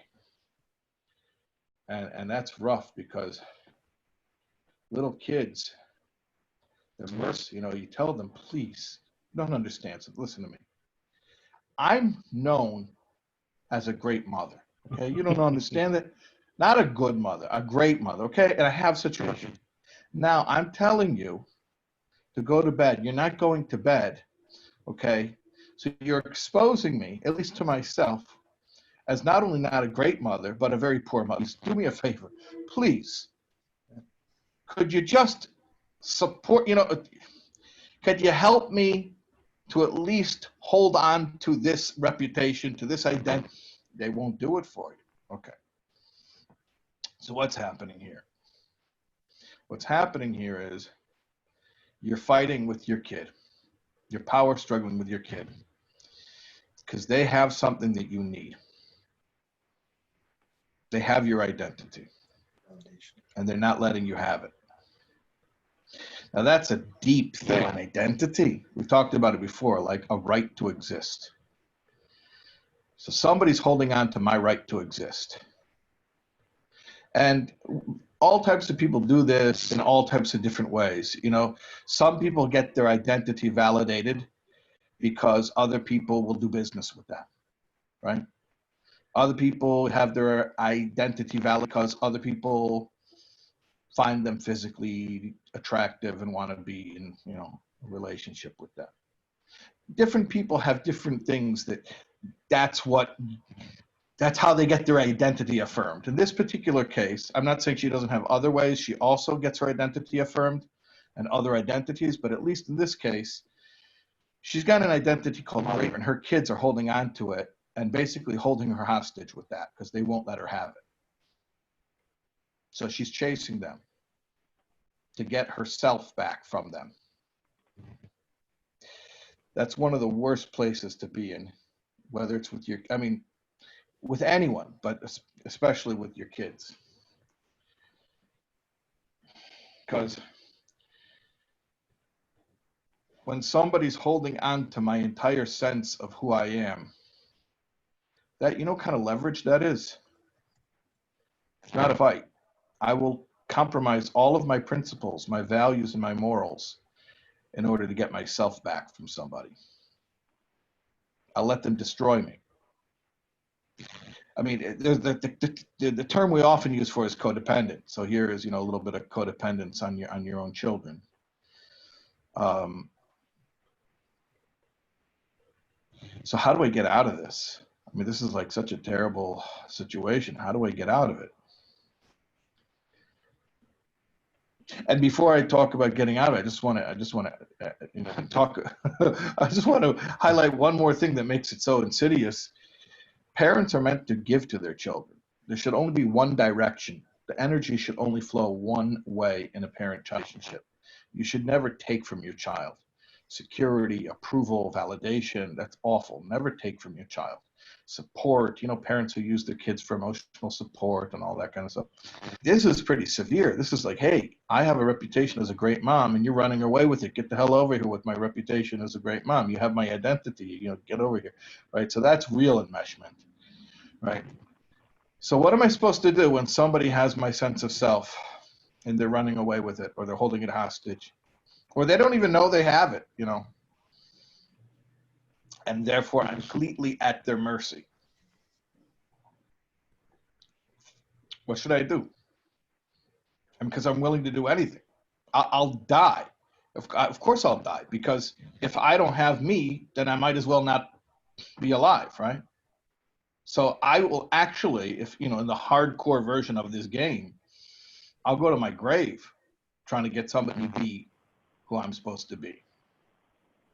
How do you get out of this? So how do you? I don't know. We should have another webinar. No. Okay. It goes back to rules. There you go. So in this case, what would be the rule?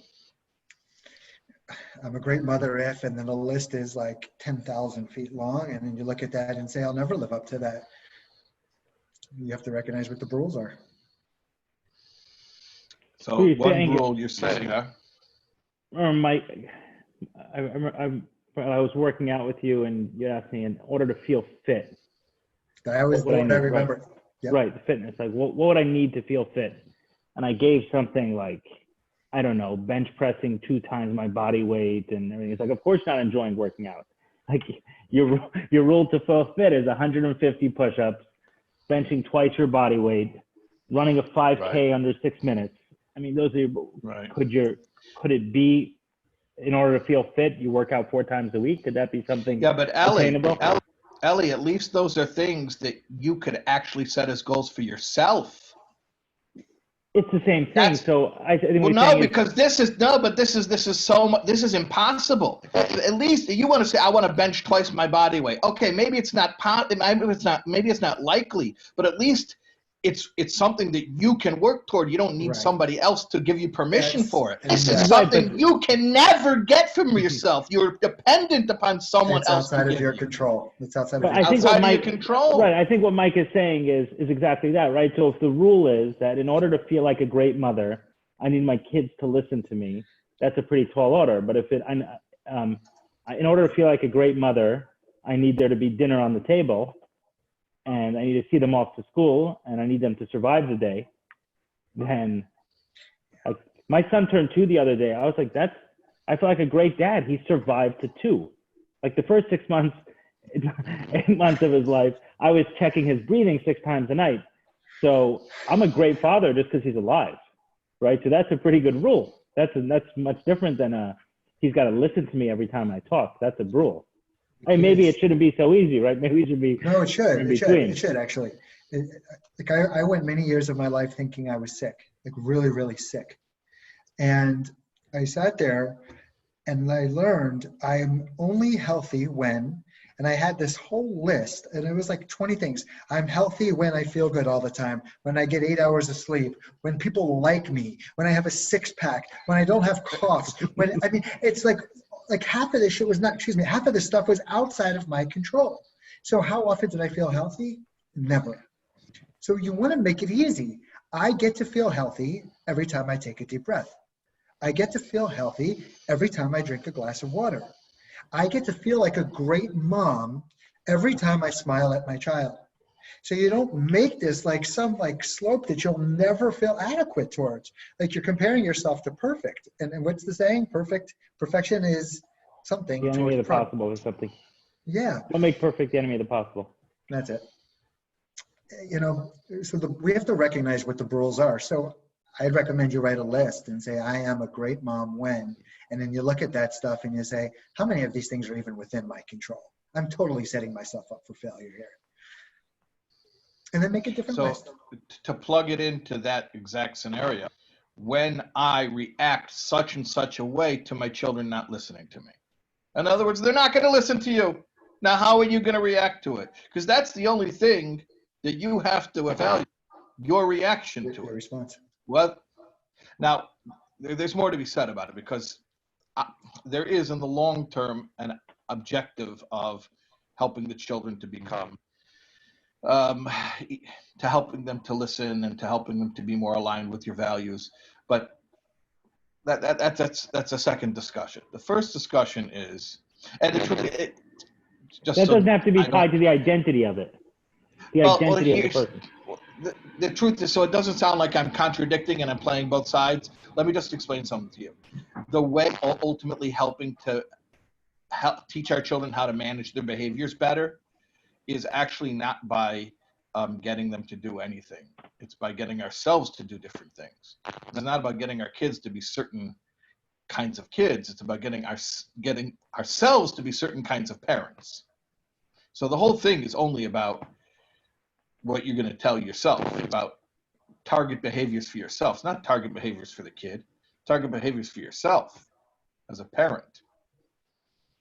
It's like boundaries in a relationship. I mean, it's a little bit off topic, but it's the same kind. People say, well, I set boundaries.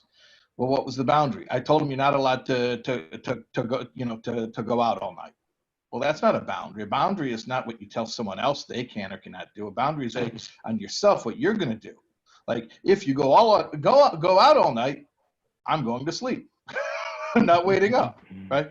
Right? That's a boundary. Very interesting. So I'd like to check in with those here just in one line or a line and a half, what this is doing, what's landing, and then where we can go for the last couple of minutes on this. So for those to use the chat function rather than the Q&A, and just one line, what is this doing? Is there anything what is this doing for you? Is this landing? Is this meaningful in any way? Is the conversation sailing over people's heads? Am I only I benefiting from it? And someone's asking, can we do a breathing exercise? So if I can interpret that question, if I can get a few more from those listening, would be helpful. But if not, that's okay.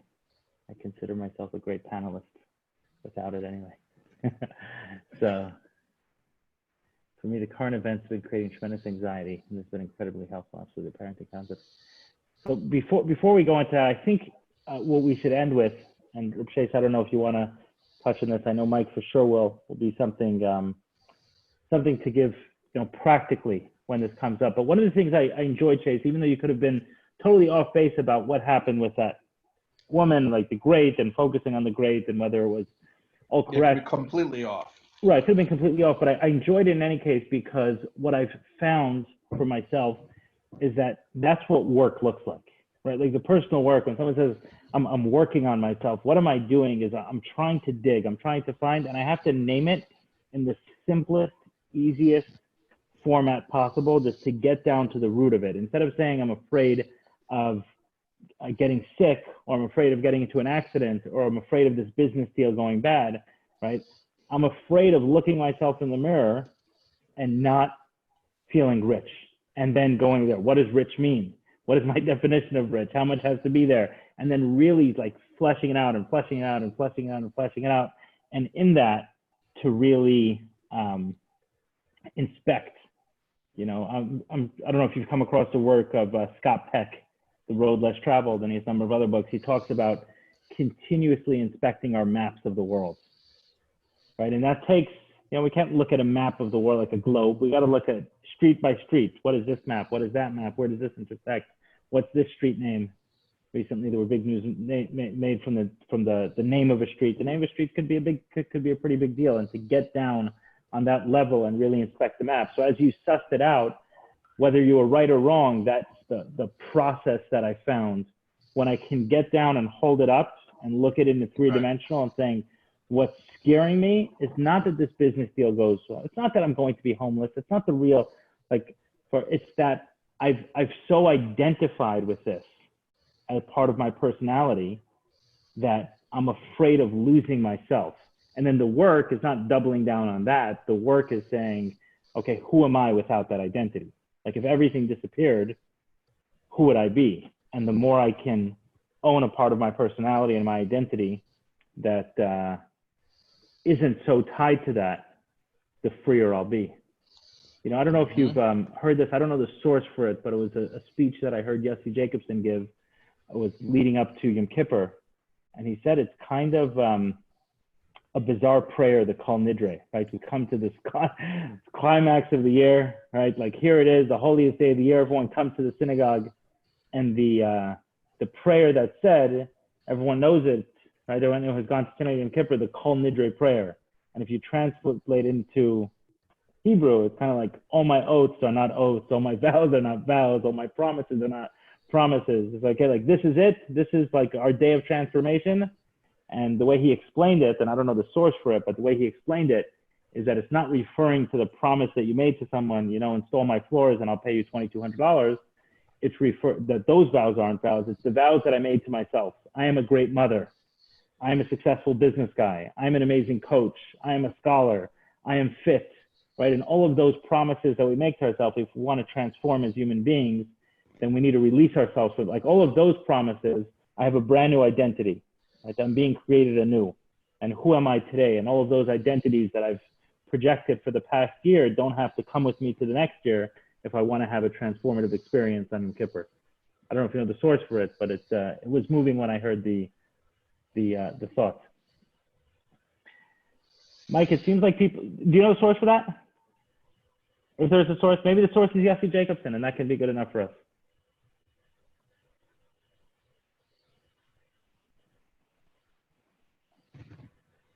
Should we leave it at that? Are you asking me something? No, I was asking Rabbi Shais. The No. source of this whole thing about Kol Nidre. Yeah, it's an old thing that rabbis say. I don't know where it's from. What? It's an old thing that rabbis say. I don't know where it comes from. Rabbis say it. The rabbis say it. Okay, so I found the rabbi. Someone can blame it on him. The idea was good, though. The idea about letting go of our identities. Someone asked the question, what about anxieties that are based in reality? For example, we could become pitifully poor. I mean, the argument that I was making is, sure, all of those things can happen, but when it turns into an anxiety that consumes us, what I found for myself is that we're identifying very strongly with that.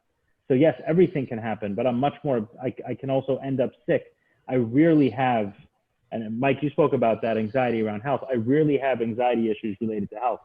I do have a lot of anxiety issues related to achievement and success and financial things, right? So I'm identifying much stronger with one than with another. It's not that both of them could happen. It's more about my identity that's causing the anxiety than the actual probability of each one happening. But when coronavirus happened, I thought much less about what if I contract coronavirus and I get sick. I thought much more about what happens to my business. That was much like my thoughts were much more in line with that. Right. And it's not It's like your friend. If I get into a car accident, I may have to do paperwork. Exactly. So right. If I get corona, you know, who's going to run my business while I'm sick? Exactly. More along those lines. So it's not. I didn't sit there and weigh out the probabilities of I'm this age and this demographic and this is my weight and I'm on the the scale in this direction and it only has a 0.01% chance. But being that I'm in this state and my business is kind of essential but not totally essential, I didn't weigh it all out. I just got spooked. No, but it's interesting, the thing that you're scared of, the thing that, there are people who can be scared of being sick. You weren't scared of being sick. You were scared being sick would cause you financial loss. Like your friend wasn't scared of getting into a car accident. Exactly. He was afraid a car accident would have forced him to fill out paperwork. Exactly. And that's why I think anxieties are so important, to really go through it instead of saying I'm afraid of this. Like, okay, and then what's going to happen? And then what's going to happen? Like I write out, Tim Ferriss has a TED talk about this where he says, don't write down your goals, write down your fears and spell it out like totally clearly. What's the fear? Don't tell me the fear is I'm going to get into a car accident, because it's not the true fear. The true fear is I have to fill out paperwork the next day. And then when I see that, and it's okay, right. Someone is associating. And filling out paperwork isn't even the real fear. It's being exposed as incompetent. Exactly. Right. And then there are two things. On the one hand, you say, okay, competence is important to me, like Mike said earlier, and then certain steps can be taken. And then another can be the identity work. That's, okay, what if I am actually not competent in a certain area? Do I still deserve to exist on this planet? Right? It's not, money is important to me, and I think it'll always be important to me. But I'd like to believe that some of the work that I did, that if I wasn't there, I would still go to sleep at night feeling like I exist. I exist, I deserve to exist. Maybe that was a good Freudian slip, actually. Not that I deserve to exist, that I exist. Mike, maybe let's take us out with an exercise, something practical someone can do. They're in a state of heightened anxiety. What could someone do to do it? You gave a little bit of an exercise before. Yeah. But So maybe I that want can to help share us. what I do. So I work a lot with professional fighters, boxers, different professional athletes. But in this case, I want to tell something specific to boxing. And first of all, anxiety is normal. It's a part of life. The question is it debilitating your life? In which case it becomes something that you really have to address. But let's just say that people get nervous when something is important. What I have my fighters do is I have them warm up before a fight. So for 15, 20 minutes, they're getting their muscles warm. And then what we do is we bring their heart rate down to around 99 beats per minute, which is about, can be achieved if you're at like 140 through a warm up, can be achieved through about 3 minutes of specific type of breathing, which I'll take us through in a moment. The reason I do that is because when they walk down the aisle, they're going to slowly begin getting their heart rate up again, but not as much as their opponent. When their opponent leaves the dressing room, their heart rate's already at 145. By the time they hit the ring ready to fight, they're at like 150, 155. By the time the fourth round comes around, they're at like 160, 165. What happens when your heartbeat is that fast, and just equate this to anxiety, when your heartbeat is that fast, you're not able to take in as much oxygen. So your breathing becomes short and shallow. You're running out of breath. And when your breathing is short and shallow, your response time is not good, you're not thinking clearly, and you're suffering. So by the time my athlete hits the ring, they're at 99. By the time their opponent's at 140, we're at 115. When their opponent's at 160, we're at 125. Why am I saying this? Because it's the pre-work that you do ahead of your day that's going to determine your day. So if you have a big meeting, you can rest assured if it's important to you, your heart's going to beat fast. All of ours does. It's normal physiology. When something's important, we get excited. And by the way, you can look at anxiety or worry as the opposite emotion to excitement. You worry about something because it's important, or the opposite of it is important. So what we want to do, and here's the exercise, is we want to realize that there's 3 levels to the lungs. You have the upper level, center, and the bottom. When we're experiencing anxiety, our breathing is short and shallow. We're only breathing up here. So what we want to do is, we want to recognize whether or not we're breathing correctly. Most people don't even know how to breathe. So everyone take a deep breath in, and notice when you take a deep breath in, are your shoulders going up? Is your stomach coming in? If so, you're breathing wrong. The way we're intended to breathe is when we inhale, our belly should come out. Why should our belly come out? Because we're filling it up with air, like a balloon. And if you look at any baby, you'll notice when they breathe, their belly goes up when they inhale and comes down when they exhale. And throughout their lives, things happen and they become stressed and their body goes into fight or flight and it alters the breathing. And we develop these patterns. So step 1, put your hand on your belly and inhale and allow your belly to come up. It might be difficult in the beginning because you're training yourself, retraining yourself. And then what you want to do as you're inhaling, not only feel your belly come up, which should be the first step, feel your rib cage expand. So first it's the belly, then the rib cage, and then the chest. So it's almost like if you had a zipper and you were zipping up, imagine as you're zipping up, every part of your body is expanding on the inhale. So we inhale to the count of 5, feeling ourselves expanding. And then we hold the breath to the count of 3. The reason you hold the breath is because when you hold the breath, it produces a little bit of carbon dioxide in the body, which actually serves as a bronchulator. It expands your bronchial tubes. And that's good because you want the air to come in and out effortlessly. And then when you exhale, you want to exhale longer than you inhale. Think of the cup Rabbi Taub was showing us. If that cup was full all the way, it wouldn't be able to capture any rain.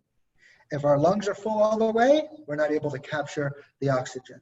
So we want to really focus on emptying everything out. Here's how it looks. We're going to inhale for 5, hold for 3, exhale for 7. We'll just do that for 1 minute. Close your eyes as you do it. Only if you're safe and you're not driving, obviously. And gently, not forcefully, allow yourself to inhale and feel your belly, your rib cage, and your upper chest expanding outward, filling up with oxygen. Hold 1, 2, 3. Exhale, just relax. 2, 3, 4, 5, 6, 7. Slowly sip in to the count of 5. Count on your own. And hold. And here's the important part. As you exhale, feel your face relaxing, your shoulders relaxing, your neck relaxing, and your belly relaxing. You're letting go. Letting go and letting God. Trusting. Not forcing or trying to control. And just do this on your own for another 30 seconds.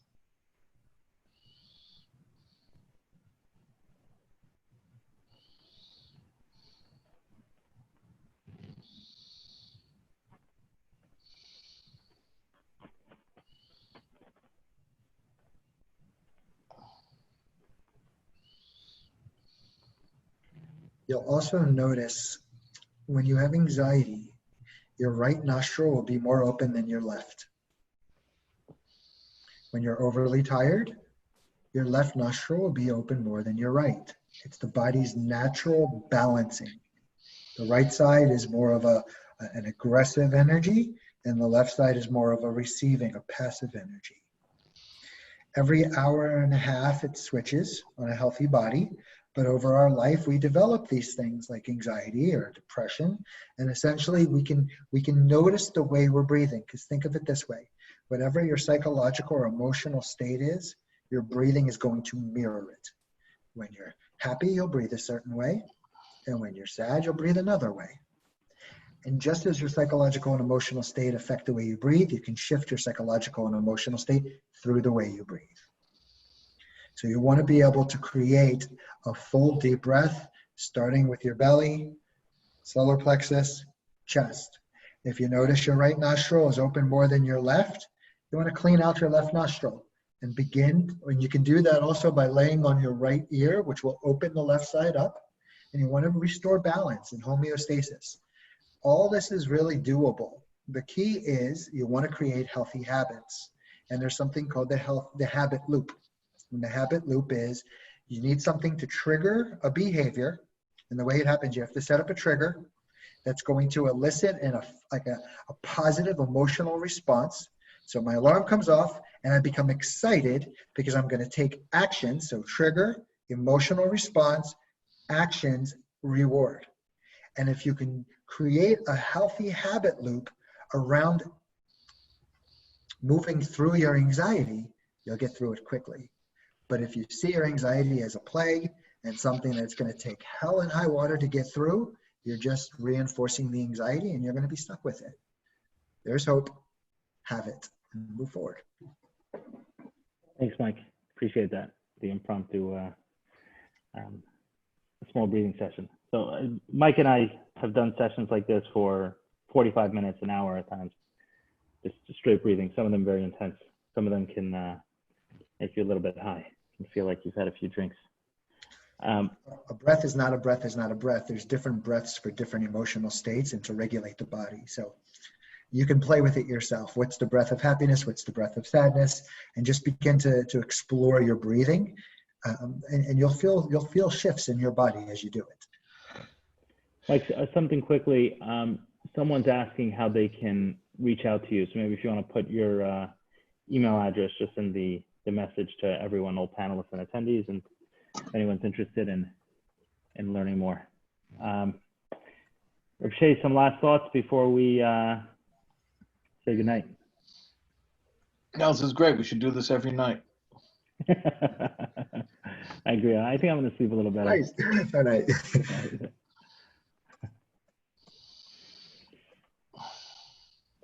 So it's on me to wrap this up. Yeah. You called us here. Yes, I did. I'm grateful that this is a topic that I can talk about today.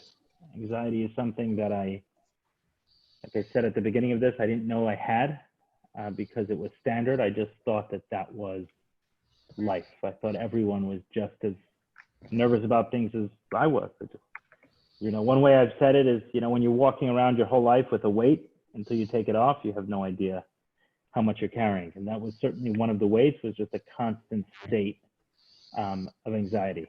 And then I'm also grateful that I had the opportunity to work with Mike and, spend a lot of time working through. I was showing Mike that the first time I met him, he gave me this, and I still use it. I write in it, I have some notes, and change out the pad obviously inside, but this little book. And I'm grateful for the time we worked together, and specifically on this topic, because I really feel that one of my proudest accomplishments, when we talk about identity, that one of my proudest accomplishments is that I no longer live with constant anxiety, and I don't medicate it through any specific way. And maybe that dovetails well with identity and the way we've linked identity and anxiety, is that for a while my identity was tied to things that are out of our control. Stuff like how much money is in the bank, stuff like how big the business is, stuff like how my relationships are doing. Am I in a relationship? Those things. And this is not that those things aren't important to me anymore, but that today there are a number of other things that are part of my identity, and one of those disappearing won't bring me back to that place of me feeling like I don't have a right to exist. So thanks everyone for tuning in, hanging out with us. And Rabbi Taub can be connected at, he's got a lot of content he puts out there, soulwords.org, the YouTube channel. There's a lot of stuff. I hang out on there. I've watched a lot of his work. He's on his website. He has a lot of good stuff, a number of books. I think you said you're working, hopefully quarantine has given you some time to write a lot of books, not traveling the world. So I very much enjoy reading Rabbi Taub's work. If I can just say one thing, I remember, I need to say this. I remember when we first began working together and we went through an exercise. It was an identity exercise, and I asked you to think of 3 people who you admire. And what are some characteristics of those people that you admire? And essentially you do this exercise because what you admire in others represents who you are. In other words, if you admire integrity or if you admire hard work, it's because those things are important to you. So they're a reflection of who you are. And I remember when you gave your answers and I sat there and listened, I just remember really being blown away. And I remember feeling like a lot of emotion. And I don't know, I was living in North Carolina at the time. So the first session was actually we met in person, but our first session was a video call. We did many months video calls. Do you remember I was tearing? Like I got very emotional as you answered that, because you just have something about you that I knew that first conversation that you're going to really impact the world in a really beautiful way. And I think we're 4 years later now, 3.5, 4 years later. And I'm amazed by you. I'm amazed by what you're doing. I'm amazing how you're impacting lives, not only your own, but your family and all these people that have showed up. And I just want to bow and just say I'm grateful to be in your life. And I just think the world is a better place because of you. So thank you for all that you do. I appreciate that. And you're a big part of that. Thank you. Yeah. Good night, everybody.